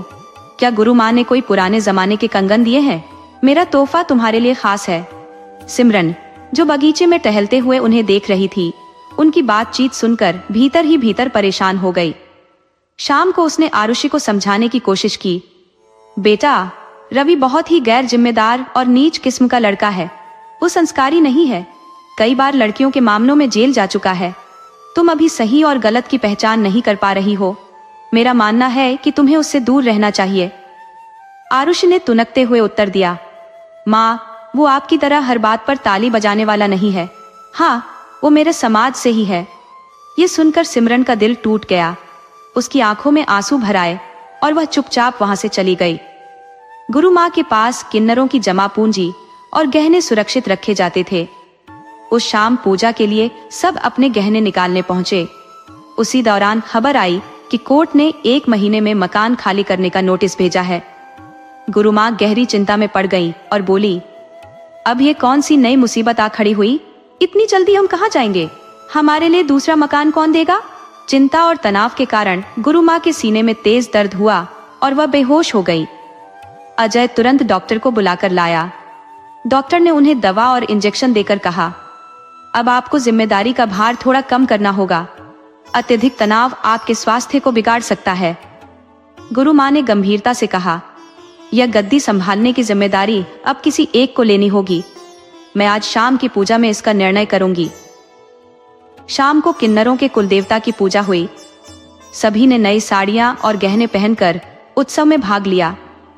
पूजा के बाद गुरु माँ ने 3 थालियों में अलग अलग प्रतीकात्मक वस्तुएं रखी और कहा, यह निर्णय देवता के आशीर्वाद से होगा। जो भी इन वस्तुओं को ग्रहण करेगा वही उत्तराधिकारी बनेगा। आखिरकार चाबियों की ताली सिमरन के हाथ में आई। गुरु माँ ने घोषणा की, आज से सिमरन आपकी गुरु माँ होगी।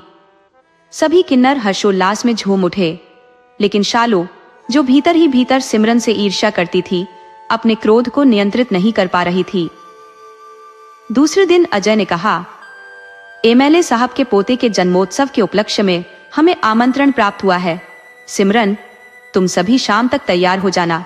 मैं कोर्ट जाकर मकान के मामले में वकील से गहराई से चर्चा करता हूँ। सिमरन ने बाकी किन्नर साथियों से कहा, मैं अब नाच गाने के लिए नहीं जाऊंगी। सभी ने एक साथ सवाल किया, तुम क्यों नहीं जाओगी? सिमरन ने जवाब दिया, आयुषी यहाँ आई हुई है और मेरा दिल नहीं कर रहा। किन्नर साथियों ने उसे समझाया, सिमरन, तेरे बिना तो महफिल बेरंग सी लगती है। गुरु माँ ने सिमरन से कहा, बेटी, एमएलए साहब हमारी सहायता कर सकते हैं। मकान गिरने से बचाने में उनका सहयोग अहम हो सकता है। हमें उन्हें नाराज नहीं करना चाहिए। सबके जोर देने पर सिमरन तैयार हो गई और नाच गाने के लिए चली गई। वहां उसने बच्चे को आशीर्वाद दिया और पूरे उत्साह से नाची। इस बीच घर पर आरुषि अपनी सहेली के साथ आई। वहां मौजूद बड़े साहब ने सिमरन से पूछा, अरे सिमरन, ये आरुषि तो बहुत ही सुंदर हो गई है। ये तुम्हारी बेटी है ना? ये सुनकर मेहमानों के बीच फुसफुसाहट शुरू हो गई। एक किन्नर की बेटी है ये? इन बातों ने आरुषि के दिल को गहराई तक आहत कर दिया। वह आंसुओं में डूबती हुई वहां से भाग गई। सिमरन भी उसके पीछे पीछे गई। आरुषि ने गुस्से में अपनी चुन्नी उतारी, जिसे सिमरन ने उसे तोहफे में दी थी, और उसे लाइटर से जलाने लगी। सिमरन ने उसे रोका और पूछा, बेटी, ये क्या कर रही हो? आरुषि ने गुस्से से कहा, मुझे आपसे और आपकी हर चीज से घिन आती है। बचपन से लेकर अब तक लोग मुझे आपकी बेटी कहकर, मेरे दोस्त तक मुझे अजीब नजरों से देखते हैं। हे भगवान, क्यों मुझे इस किन्नर की बेटी बनाया? वह चिल्लाते हुए बोली, मुझे आपकी सूरत भी नहीं देखनी। आप यहाँ से चली जाइए। सिमरन ने भर्राई आवाज में कहा, बेटी, तेरे लिए मैं नाच गाना सब छोड़ दूंगी। तू ऐसा मत कह, तू ही मेरी जिंदगी का सहारा है। लेकिन आरुषि पर इसका कोई असर नहीं हुआ। उसने सिमरन को चिल्लाकर बाहर जाने को कहा। इस अपमानजनक क्षण ने सिमरन को अंदर से तोड़ दिया। बीते 20 वर्षों से जिस बेटी पर उसने अपना सब कुछ न्यौछावर किया था, आज उसके मुंह से इतनी कड़वी बातें सुनकर उसका दिल चूर चूर हो गया। अजय यह सब देख रहा था। वह गुस्से में आरुषि की ओर बढ़ने लगा, लेकिन सिमरन ने उसे रोकते हुए कहा, वह अभी छोटी है, उससे कुछ मत कहना। सिमरन ने गहरी सांस लेते हुए कहा, वह अब 20 साल की हो चुकी है। अजय ने तीखे स्वर में कहा, सिमरन वह अब बच्ची नहीं है। तुम कब तक उसके कटाक्ष और तानों को सहती रहोगी? उसे सच क्यों नहीं बता देती कि उसी समाज के माता पिता ने उसे सड़क पर मरने के लिए छोड़ दिया था और तुमने अपनी हर खुशी बलिदान कर उसे पाल पोस कर बड़ा किया है। सिमरन ने रोते हुए जवाब दिया, बस करो अजय, मैंने कह दिया ना, वह अभी भी बच्ची है। अजय ने गुस्से में कहा, नहीं सिमरन, उसके पंख निकल आए हैं। अगर वह 2-4 दिन भूखी रहेगी तो उसे खुद ब खुद अक्ल आ जाएगी। सिमरन ने दृढ़ता से कहा, तुम्हें अंदाजा भी है कि आज वह मेरी जान बचाती है। मैं उसके साथ इतनी कठोरता नहीं कर सकती। ये कहकर सिमरन वहां से चली गई। इसी बीच रवि किसी से फोन पर बात कर रहा था। वह कह रहा था, वह बहुत ही कड़क माल है, लेकिन उसके लिए पैसे खर्च करने पड़ेंगे। अगर कीमत सही लगी तो वह अभी मेरे साथ चल सकती है। ये सारी बातें आरुषि से जुड़ी हुई थी। रवि उसे विदेश ले जाकर बेचने की योजना बना रहा था। तभी आरुषि वहां आ गई और पूछने लगी, तुमने अपने माता पिता से हमारी शादी की बात की? रवि थोड़ा उदास होकर बोला, देखो आरुषि, मैं तुमसे बेइंतहा प्यार करता हूँ और तुम्हारे बिना नहीं रह सकता। मैंने अपने माता पिता से बात की, लेकिन उनका कहना है कि शादी में किन्नरों की पूरी टोली आएगी।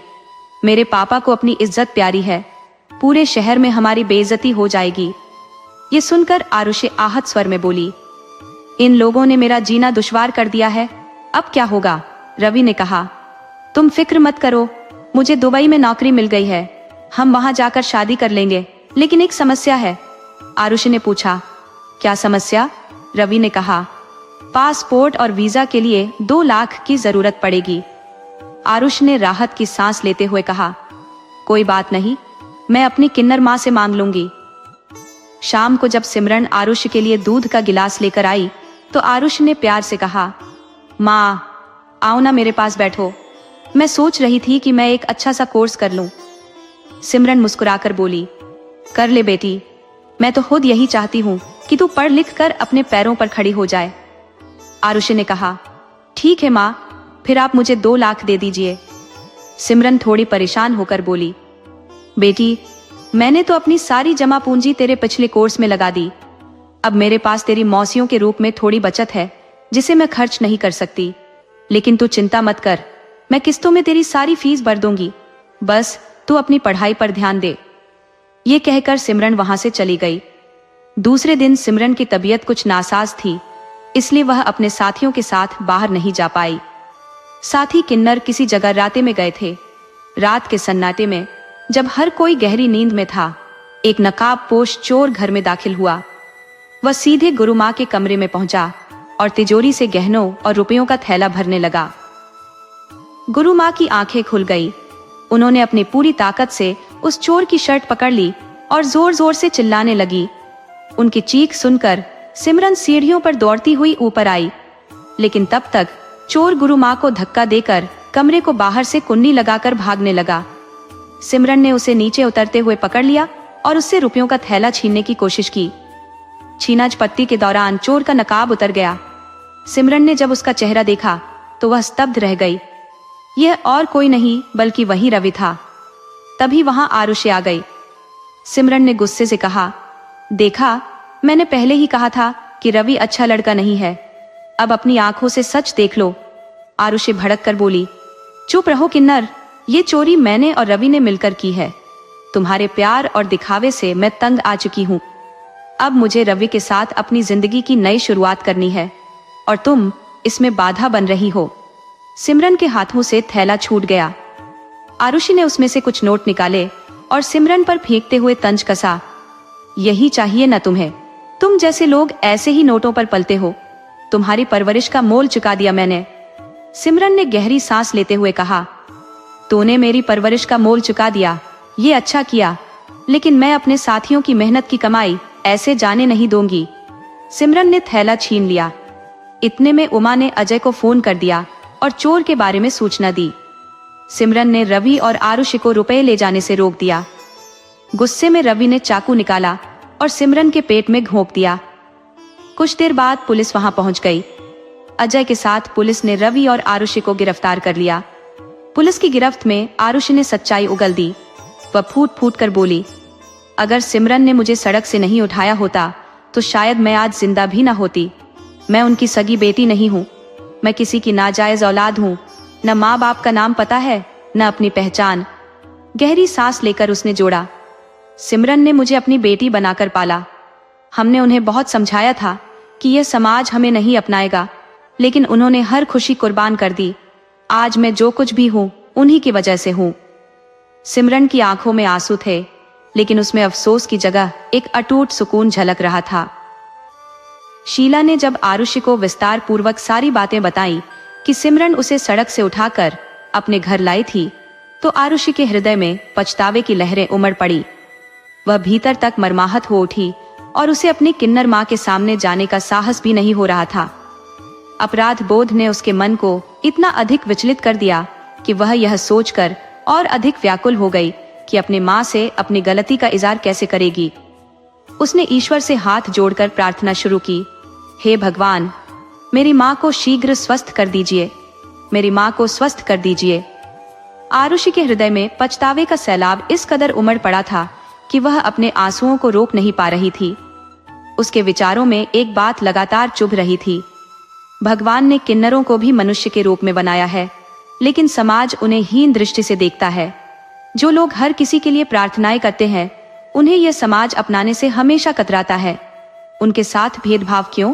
अब आरुषि को अपने पूर्वाग्रह और गलत फहमियों का गहरा एहसास हो चुका था। वह अपनी माँ से लिपटकर फूट फूट कर रोने लगी। उसे अब अपनी भूल का बोध हो चुका था। उसने महसूस किया कि वह कितनी बड़ी गलती कर चुकी थी। इस बीच सिमरन की हालत भी धीरे धीरे बेहतर हो रही थी। डॉक्टरों ने कहा कि घाव भरने में समय लगेगा, लेकिन अब वह खतरे से बाहर है। आरुषि ने अपनी किन्नर माँ की सेवा में कोई कसर नहीं छोड़ी। वह उनके हर काम में मदद करती और उनका पूरा ध्यान रखती। सिमरन, जो अब स्वस्थ हो चुकी थी, ने आरुषि को अपनी पढ़ाई पर ध्यान केंद्रित करने की सलाह दी।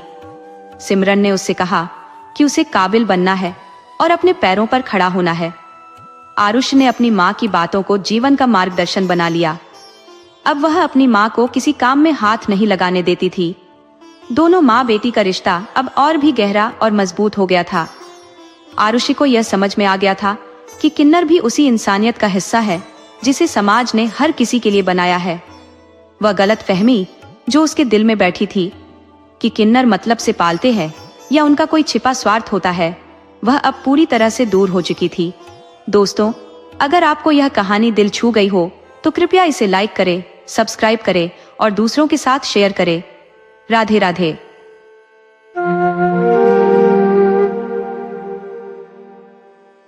बहुत समय पूर्व की बात है। एक छोटे से गांव में एक ब्राह्मण निवास करता था।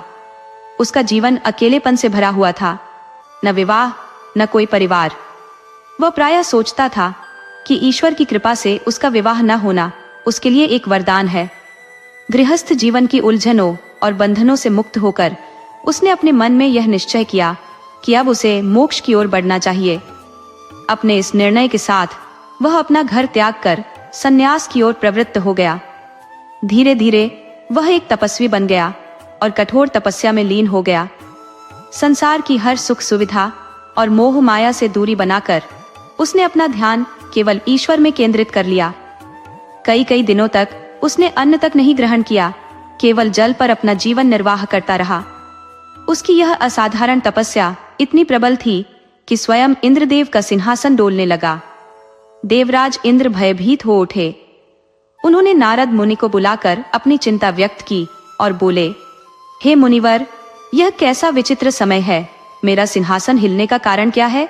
क्या कोई तपस्वी मेरी शक्ति को चुनौती दे रहा है? नारद मुनि ने इंद्रदेव की बात सुनकर उत्तर दिया, हे देवराज, जूनागढ़ में एक तपस्वी अत्यंत कठिन साधना कर रहा है।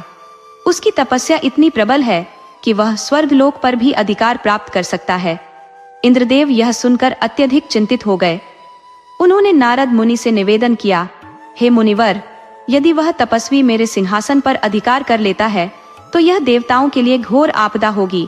हमें तुरंत कुछ उपाय करना होगा। नारद मुनि ने उन्हें साहस बंधाते हुए सलाह दी, हे देवराज, कोई भी कार्य भय से नहीं होता। आपको बुद्धिमानी और धैर्य से कार्य करना होगा। इंद्रदेव ने नारद मुनि के जाने के पश्चात गहराई से विचार किया। उन्होंने निश्चय किया कि किसी अप्सरा की सहायता से उस तपस्वी की तपस्या को भंग करना ही एकमात्र उपाय है। उन्होंने एक अत्यंत सुंदर और चतुर अप्सरा को बुलाकर कहा, हे सुंदरी, जूनागढ़ में एक तपस्वी अपनी कठोर साधना से मेरे सिंहासन को चुनौती दे रहा है। तुम अपने आकर्षण और कौशल से उसकी तपस्या को खंडित करो। उसे मोह के जाल में फंसाकर उसकी साधना को समाप्त करो। इंद्रदेव के आदेश का पालन करते हुए अप्सरा अपने समूह के सहचरियों के साथ उस स्थान पर पहुंची जहां तपस्वी गहन तपस्या में लीन था। उसने अपनी दिव्य माया से वहां एक अनुपम उपवन और निर्मल सरोवर की रचना कर दी। सरोवर कमल के मनमोहक पुष्पों से सजा हुआ था, जिन पर मधुर गूंजन करते भंवरे मंडरा रहे थे। वातावरण को और भी आकर्षक बनाने के लिए उपवन में संगीत की मधुर ध्वनियां गूंजने लगी। अप्सरा और उसके साथी वाद्य यंत्र बजाने लगे और अप्सरा ने पंचम स्वर में ऐसा मनोहर गीत गाया कि पूरा उपवन उसकी गूंज से भर गया। तपस्वी, जो समाधि में पूरी तरह लीन था, उस मनोहारी संगीत से विचलित हो गया। उसका ध्यान भंग हुआ और वह अनायास ही उस दिशा में खींचता चला गया जहां से वह मंत्र मुग्ध कर देने वाली ध्वनि आ रही थी। तपस्वी अपने आसन को त्याग कर अप्सरा के संगीत की ओर आकर्षित होता गया। जब वह अप्सरा के पास पहुंचा तो अप्सरा ने उसे अपने चितवन से मोहने का प्रयास किया और अपनी आवाज को और भी मधुर बना दिया। अप्सरा के संगीत और रूप की सम्मोहकता ने तपस्वी के मन को पूरी तरह वशीभूत कर लिया। ईश्वर का ध्यान उसे विस्मृत हो गया और वह अप्सरा के प्रति आकृष्ट होकर बोला, हे मृग नयनी, तू कौन है? किस लोक से आई है? तेरा अनुपम सौंदर्य और यह मधुर संगीत मेरे मन को विचलित कर गया है। मैंने अपने पूरे जीवन में ऐसा स्वर और ऐसा रूप कभी नहीं देखा। कृपा कर मुझे फिर से अपना संगीत सुनने का सौभाग्य प्रदान कर। क्या तू इस तपोभूमि पर किसी विशेष कारण से आई है? मुझे अवश्य बता। तपस्वी की बातें सुनकर अप्सरा मधुर मुस्कान के साथ बोली, हे तपस्वी महोदय, मैं स्वर्गलोक से आई हूँ। मेरे स्वामी इंद्रदेव ने मुझे आपकी सेवा करने के लिए यहाँ भेजा है। मेरे लिए परम सौभाग्य की बात है कि मुझे आपके दर्शन प्राप्त हुए। कृपया मुझे आदेश दीजिए कि मैं आपकी इच्छाओं को पूर्ण कर सकूं। मैं यहाँ आपकी सेवा में उपस्थित हूँ। अप्सरा की इन विनम्र और मधुर वाणी को सुनकर तपस्वी का हृदय उल्लासित हो गया। उसने कहा, हे दिव्य सुंदरी, मैंने आज तक इस संसार में तुम्हारे जैसा अनुपम सौंदर्य और ऐसा सुरम्य संगीत कभी अनुभव नहीं किया। तुम्हारा स्वर मेरे मन को ऐसे मोह लेता है जैसे कमल पर भ्रमर। मैं चाहता हूँ कि तुम सदा मेरे समक्ष रहो और अपने मधुर संगीत से मेरे हृदय को आनंदित करती रहो। अप्सरा के रूप और संगीत ने तपस्वी को पूरी तरह से अपने वश में कर लिया। वह अपनी तपस्या और ईश्वर ध्यान को विस्मृत कर अब केवल अप्सरा की मोहकता में डूब चुका था। तपस्वी की बात सुनकर अप्सरा ने कहा, आप तपस्वी हैं, आपकी इच्छाओं की पूर्ति करना मेरा परम धर्म है। आपकी आज्ञा का पालन करना मेरा कर्तव्य है। बताइए, मैं आपकी किस प्रकार सेवा कर सकती हूँ ताकि आपको प्रसन्नता प्राप्त हो। अप्सरा की इन विनम्र बातों को सुनकर तपस्वी ने कहा, यदि तुम इस उपवन में रहकर अपने संगीत और संगत से मेरी इच्छाओं की पूर्ति करोगी तो समाज के लोग इसे देखकर उपहास करेंगे। वे कहेंगे कि जो अब तक तपस्वी कहलाता था वह अब एक स्त्री के साथ रह रहा है। इसीलिए यह उचित नहीं होगा कि तुम मेरे साथ खुले स्थान में रहो। यदि तुम किसी अदृश्य स्थान पर रहकर मेरी इच्छाओं की पूर्ति कर सको तो मैं अपने आप को सौभाग्यशाली समझूंगा। तपस्वी की बातों को सुनकर अप्सरा समझ गई कि अब वह उसकी बातों में फंस चुका है। उसे यह भी भान हो गया कि अब इस तपस्वी से कोई खतरा नहीं है और वह आसानी से इंद्रदेव के कार्य को पूरा कर सकती है। उसने कहा, तपस्वी, मैं कोई साधारण स्त्री नहीं हूँ, मैं स्वर्गलोक की अप्सरा हूँ। आज तक मैंने किसी पुरुष पर मोह नहीं किया, न ही किसी के साथ कोई व्यवहार रखा। यदि आप मेरे साथ सदा व्यवहार करने का वचन दे तो मैं आपकी इच्छा पूरी करने को तैयार हूँ, अन्यथा मैं अपने स्थान पर लौट जाऊंगी। अप्सरा की इस बात को सुनकर तपस्वी ने उत्तर दिया, मेरी भी यही इच्छा है। मैं भी अब तक किसी स्त्री पर दृष्टि नहीं डाली और न ही विवाह किया है। यदि तुमसे आजीवन व्यवहार स्थापित हो सके तो इससे उत्तम कुछ नहीं। ये सुनकर अप्सरा बोली, ऐसा सौभाग्य तो केवल आप जैसे महान तपस्वियों को ही मिल सकता है। मैं सदैव आपकी इच्छाओं का पालन करूंगी। अप्सरा ने इंद्रदेव के कार्य को पूर्ण करने के लिए मन ही मन उचित योजना बनाई। उसने अपनी माया से सरोवर के नीचे एक भव्य और अदृश्य भवन का निर्माण किया, जो किसी की दृष्टि में नहीं आ सकता था। इस भवन में रहकर उसने तपस्वी के साथ अपना कार्य सिद्ध करना आरंभ कर दिया। उस भव्य भवन के ऊपर एक शांत निर्मल जलाशय विस्तृत था, जिसमें अद्वितीय सुंदरता वाले कमल पुष्प अपनी आभा बिखेर रहे थे। उन कमलों पर भम्मरे मधुर गुंजार करते हुए जैसे स्वर्गिक संगीत रच रहे थे। भवन की दीवारों और छत पर बहुमूल्य मणियों का श्रृंगार था, जिनसे अपूर्व प्रकाश उत्पन्न होता था। यह स्थान समस्त स्वर्गीय सुखों और विलास के साधनों से सुसज्जित था। अप्सरा ने अपने साथियों सहित उस तपस्वी के साथ इस अदृश्य भवन में निवास करना आरंभ किया। उसने अपने साथियों के लिए भी अलग अलग कक्ष बनाए, जो उसी भवन में स्थित थे। जब भी तपस्वी को संगीत सुनने की आकांक्षा होती, अप्सरा अपने साथियों के साथ मिलकर गान और वादन का समा बांध देती। उस तालाब के नीचे स्थित भवन, जिसे माया के बल से रचा गया था, अदृश्य और रहस्यमय था। अप्सरा और उसके साथी इस स्थान पर गुप्त रूप से रहते थे। जब भी कोई व्यक्ति उस सरोवर के पास से गुजरता, उसे गाने और वाद्य यंत्रों की मधुर ध्वनियां सुनाई देती। ये ध्वनियां उन रहस्यमयी गतिविधियों का प्रमाण थी, जो जल के नीचे के उस अदृश्य भवन में घटित हो रही थी। तपस्वी, जो अपने तप के बल पर अप्सरा को अपने वश में कर चुका था, अब उसी सरोवर के भीतर उसके साथ निवास कर रहा था। इस पूरे परिदृश्य को बाहरी संसार से पूरी तरह छिपाया गया था और कोई भी इसकी वास्तविकता को समझ नहीं सकता था। अगर आपको यह कहानी रोचक और प्रेरणादायक लगी हो तो कृपया हमारे चैनल को लाइक करें, सब्सक्राइब करें और इसे अपने प्रियजनों के साथ शेयर करें। राधे राधे।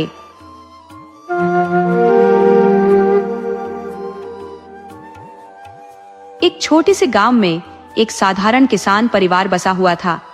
उनके बेटे का विवाह नजदीकी गांव में तय हुआ और वक्त के साथ बारात अपने गंतव्य की ओर प्रस्थान कर चुकी थी।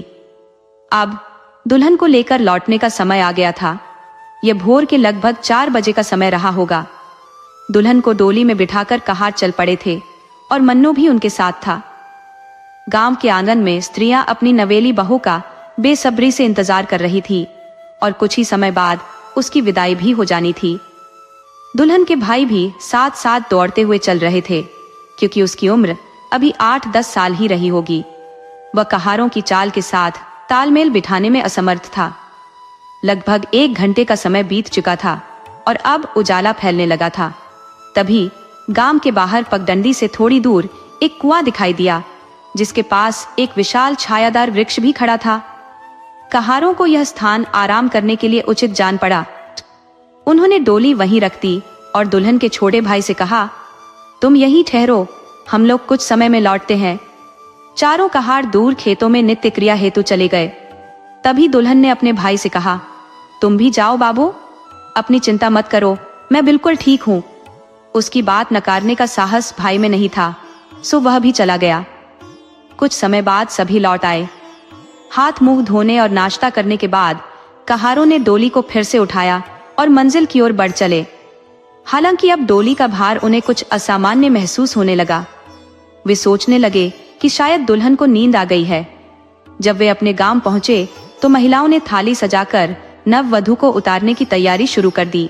छोटी छोटी लड़कियां उत्सुकता से दुल्हन का चेहरा देखने की कोशिश कर रही थी, मानो कोई अनमोल खजाना उनके सामने आने वाला हो। आखिरकार विधि पूर्वक दुल्हन को डोली से उतारा गया और उसे बैठा दिया गया। गांव की औरतों ने मंगल गीत गाना शुरू किया और सारा दिन खुशियों से सराबोर रहा। मेहमान और गांव वाले सब मिलकर इस पावन अवसर का आनंद ले रहे थे। धीरे धीरे शाम ढलने लगी और स्त्रियां अपने अपने घर लौटने लगी। अब घर में केवल परिवार वाले और कुछ खास मेहमान ही बचे थे। रात का समय आ चुका था और यह वह रात थी जिसे सुहागरात कहा जाता है। हंसी मजाक के बीच मन्नू को जबरन धक्का देकर उसकी भाभियों ने कमरे का दरवाजा बंद कर दिया। अब कमरे में केवल मन्नू, उसकी नई नवेली पत्नी और एक धीमी रोशनी वाला दीपक था, जो उस क्षण को और अधिक विशेष बना रहा था। दुल्हन ने संकोचवश अपना चेहरा घूंघट में छुपा लिया था और वह घुटनों में सिर दी बैठी थी। मन्नू भी संकोच से भरा था, समझ नहीं पा रहा था कि बात कहां से शुरू करे। आखिरकार उसने साहस बटोरते हुए धीरे से कहा, मेरा नाम मन्नू है, तुम्हारा नाम क्या है? दुल्हन पहले से उसका नाम जानती थी, फिर भी कपकपाती आवाज में बोली, माँ, मेरा नाम गौरी है। मन्नू हंसते हुए बोला, अरे इतना जोर क्यों लगा रही हो, मैं जानता हूं तुम्हारा नाम गौरी है। इस तरह दोनों के बीच बातचीत शुरू हुई और मन्नू गौरी को देखकर अत्यंत प्रसन्न था। उसे एक सुंदर और समझदार पत्नी मिली थी। समय बीतने लगा और गौरी धीरे धीरे घर के सारे कार्यों की जिम्मेदारी संभालने लगी। समय अपनी गति से बहता गया। घर के कामकाज, चाहे खाना बनाना हो या कपड़े धोना, हर काम बड़ी सहजता से चलता रहा। धीरे धीरे जीवन में खुशियों ने अपनी जगह बनाई और मन्नू को 2 संतान सुख की प्राप्ति हो गई। अब मन्नू और गौरी के घर में 2 प्यारे बच्चे भी थे। शादी को लगभग 16-17 साल बीत चुके थे। मन्नू अब उम्र के 35वें साल से भी आगे निकल चुका था। खेतों और घर के काम की थकान उसके शरीर पर साफ झलकने लगी थी, लेकिन गौरी आज भी उसी जोश और उत्साह से घर के काम में लगी रहती थी, जैसे कि कुछ बदला ही न हो। कभी कभी मन्नू उसे टोकते हुए कहता, तुम इतनी ऊर्जा से सब काम कैसे निपटा लेती हो, कभी आराम भी कर लिया करो।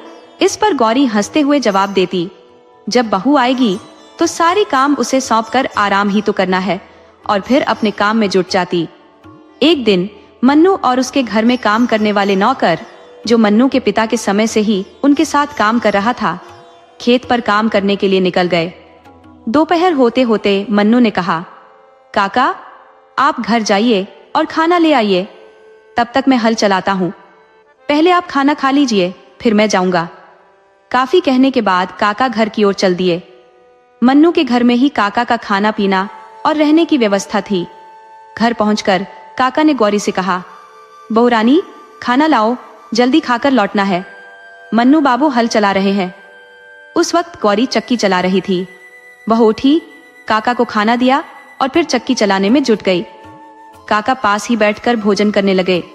तभी गौरी को ध्यान आया कि वह काका को दही देना भूल गई। उसने बैठे बैठे अपना हाथ बढ़ाया, जो उसके माथे से काफी दूर था, और उस शिकार तक पहुंच गई जिस पर दही रखी हुई थी। उसने दही उतारकर काका की थाली में रख दी। काका की नजर अचानक उस पर पड़ी और वह दृश्य देखकर उनके होश उड़ गए। उनकी थाली वहीं छूट गई और वह वहां से भाग खड़े हुए। वह हांफते हांफते, गिरते पड़ते मन्नू के पास पहुंचे। उनकी स्थिति देख मन्नू तुरंत हल छोड़कर दौड़ा और काका के पास पहुंचा। उसने घबराकर पूछा, काका, क्या हुआ? आप इतने घबराए हुए क्यों हैं? काका की जुबान से शब्द नहीं निकल रहे थे। मन्नू ने उन्हें पानी पिलाया और थोड़ा शांत होने पर फिर से पूछा, काका, आखिर बात क्या है? आप इतने बेचैन क्यों हैं? काका ने कांपती हुई आवाज में कहा, मन्नू बेटा, वो तुम्हारी बहू है ना, वो औरत नहीं है। मन्नू ने चौंकते हुए कहा, काका, आप क्या कह रहे हैं? कि कैसी बात कर रहे हैं? साफ साफ बताइए। काका अब भी भय से कांप रहे थे, लेकिन उनके शब्द मन्नू के कानों में गूंज रहे थे।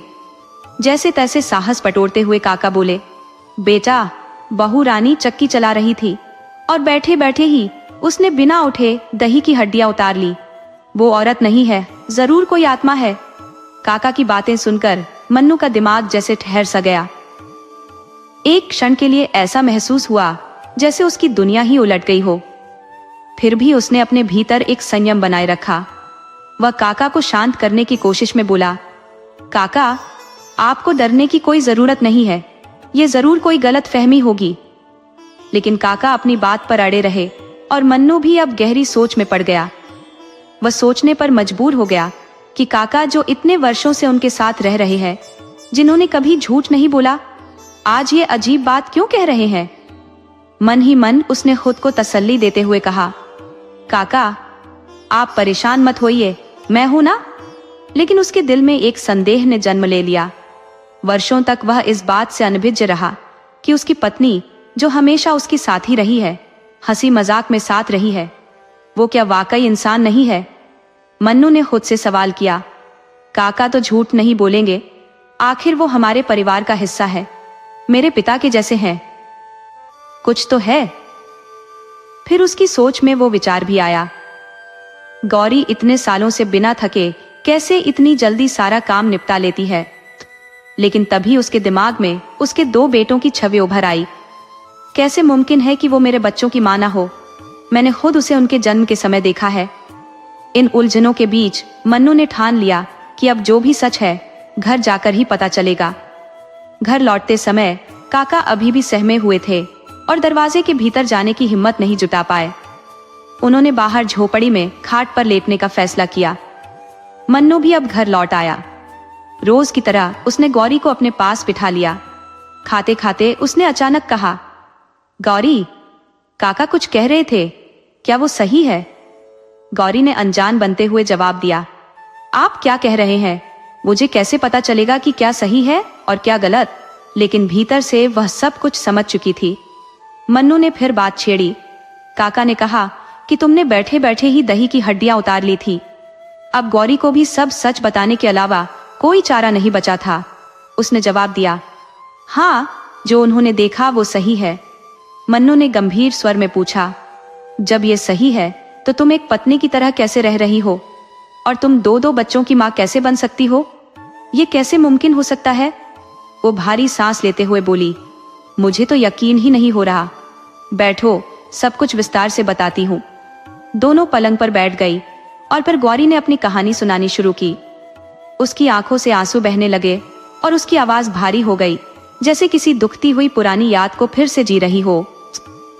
वो बोली, ये उस दिन की बात है जब मेरी शादी बड़ी धूमधाम से हुई थी। डोली में बिठाकर मुझे उसी रास्ते से ले जा रहे थे जिससे आपकी दुल्हन की डोली आई थी। मैं डोली में बैठी अपनी नई जिंदगी के सुनहरे ख्वाब बुन रही थी। अपने होने वाले पति के बारे में सोच रही थी कि वो कैसे होंगे, मुझसे कितना प्यार करेंगे, मैं भी उनके लिए क्या कुछ करूंगी, हमारे बच्चे होंगे, उन्हें प्यार से पालूंगी। तभी मुझे महसूस हुआ कि डोली जमीन पर रख दी गई है। वहां कहारों ने कहा, दुल्हन जी आप आराम से बैठी रहिए, हम लोग थोड़ी देर में लौटते हैं। उनके जाते ही मैंने पर्दा हटाकर इधर उधर देखना शुरू किया। वहां एक घना पेड़ था, लेकिन उस पर कोई पक्षी नहीं था। ये बात मुझे अजीब लगी। पास ही एक सूखा कुआं था। मुझे कुछ अनहोनी का एहसास होने लगा। तभी अचानक एक जोरदार आवाज आई और एक काले भयानक इंसान ने मुझे डोली से खींच लिया। उसके हाथों में इतनी ताकत थी कि मैं कुछ भी नहीं कर पाई। वह बोला, मैं वर्षों से अकेला हूं, तुझे मेरे साथ रहना होगा। और वह मुझे लेकर कुएं में कूद पड़ा। जब कहार लौटे और मुझे न पाकर शोर मचाने लगे, कुछ देर में गांव के लोग इकट्ठे हो गए और कुएं में झांका तो मेरे कपड़े तैरते हुए दिखाई दिए। सबको लगा कि मैंने आत्महत्या कर ली। मेरे ससुराल वाले भी वहां आ गए और मेरी डोली को लेकर चले गए। लेकिन मैं उस वक्त सब देख रही थी, कुछ कर नहीं पाई, क्योंकि उस प्रेत ने मुझे जकड़ रखा था। वर्षों तक मैं कई दुल्हनों पर काबू करने की कोशिश करती रही, लेकिन वो प्रेत मुझे रोकता रहा। फिर एक दिन उसने कहा कि उसका समय पूरा हो गया है और अब वह मुक्त हो रहा है। वह लुप्त हो गया और मेरी कैद खत्म हो गई। फिर मैं इंतजार करने लगी कि कोई ऐसी डोली आए जिस पर मैं अपना अधिकार जमा सकूं। आखिर वो दिन आया जब आपकी दुल्हन की डोली आई थी। जब सब लोग खेतों में चले गए तो दुल्हन का भाई वहीं रह गया। मैं मायूस हो गई, लेकिन तभी उसकी आवाज आई, बाबू जाओ नित्य क्रिया कर लो, मेरी चिंता मत करो। बस वो मेरा मौका था। जैसे ही वह गया मैं अपनी मुराद पूरी कर ली और तब से मैं यहाँ हूँ। उसी समय दुल्हन पर झपट पड़ी, उसका गला दबोच कर कुएं में कूद पड़ी। फिर मैंने उसका रूप धारण कर लिया और वापस डोली में जाकर बैठ गई। मेरी सबसे बड़ी समस्या यह थी कि मैं किसी को पहचानती नहीं थी न किसी का नाम जानती थी। जब आपने सुहाग रात में मेरा नाम पूछा तो अंदर से मैं कांप उठी थी, लेकिन जब आपने अपने ही मुंह से गौरी कहा तभी मुझे पता चला कि मेरा नाम गौरी है। तब से लेकर आज तक मैं अपनी चतुराई का सहारा लेती आई हूँ, इसीलिए कोई मुझे पहचान नहीं पाया, यहाँ तक कि बच्चे भी। जब मैंने गौरी का अंत किया था तब मेरे दिल में भारी पछतावा था, लेकिन मेरा लालच मुझ पर हावी हो गया था। उसी लालच ने मुझे मजबूर किया और मैंने सपने बुनने शुरू कर दिए थे इस जीवन के हर दिन। उसी दिन से मैं भगवान से प्रार्थना करती रही हूँ कि मेरा भी एक घर संसार हो। मैं चाहती थी कि किसी को मेरी वजह से कोई हानि ना हो, सब कुछ ठीक से चलता रहे, मुझे भी बच्चे हों, मेरे पति और परिवार वालों को मेरी वजह से कोई दुख न पहुंचे और मेरा राज कभी न खुले। भगवान ने मेरी सुन ली, सब कुछ सही चलता रहा। लेकिन उस दिन मेरी बुद्धि ने काम करना बंद कर दिया था। मेरा ध्यान भटक गया था। इक्का पास में ही बैठे हुए थे। मेरी मस्ती में मेरी सोचने समझने की शक्ति मानो खो गई थी। मैंने देखा भी नहीं कि इक्का खाना खा रहे हैं।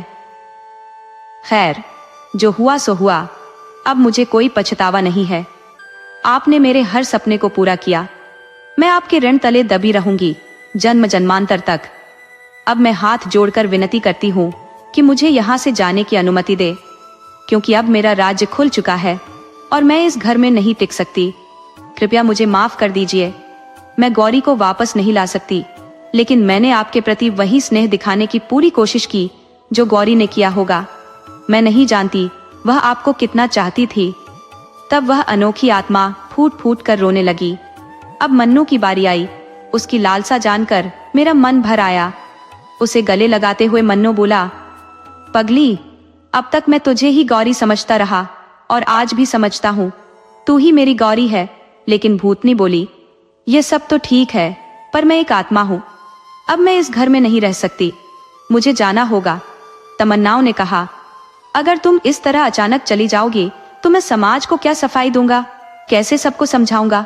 मेरे ससुराल वाले तो मुझ पर यह इल्जाम लगा देंगे कि मैंने अपनी पत्नी की हत्या कर उसे कहीं छिपा दिया। इस पर भूतनी ने शांत स्वर में कहा, एक उपाय है, तुम इसे किसी से मत कहना। मैं साधारण मनुष्य की तरह ही मृत्यु का वरण करूंगी। तुम विधि पूर्वक सभी कर्मकांड कर देना ताकि गौरी की आत्मा भी मुक्त हो सके। जब तुम मुझे चिता पर रखोगे तब तक सब मुझे देख सकेंगे, लेकिन जैसे ही तुम आग लगाओगे मैं कफन से लुप्त हो जाऊंगी। ये रहस्य सिर्फ तुम ही अनुभव कर पाओगे।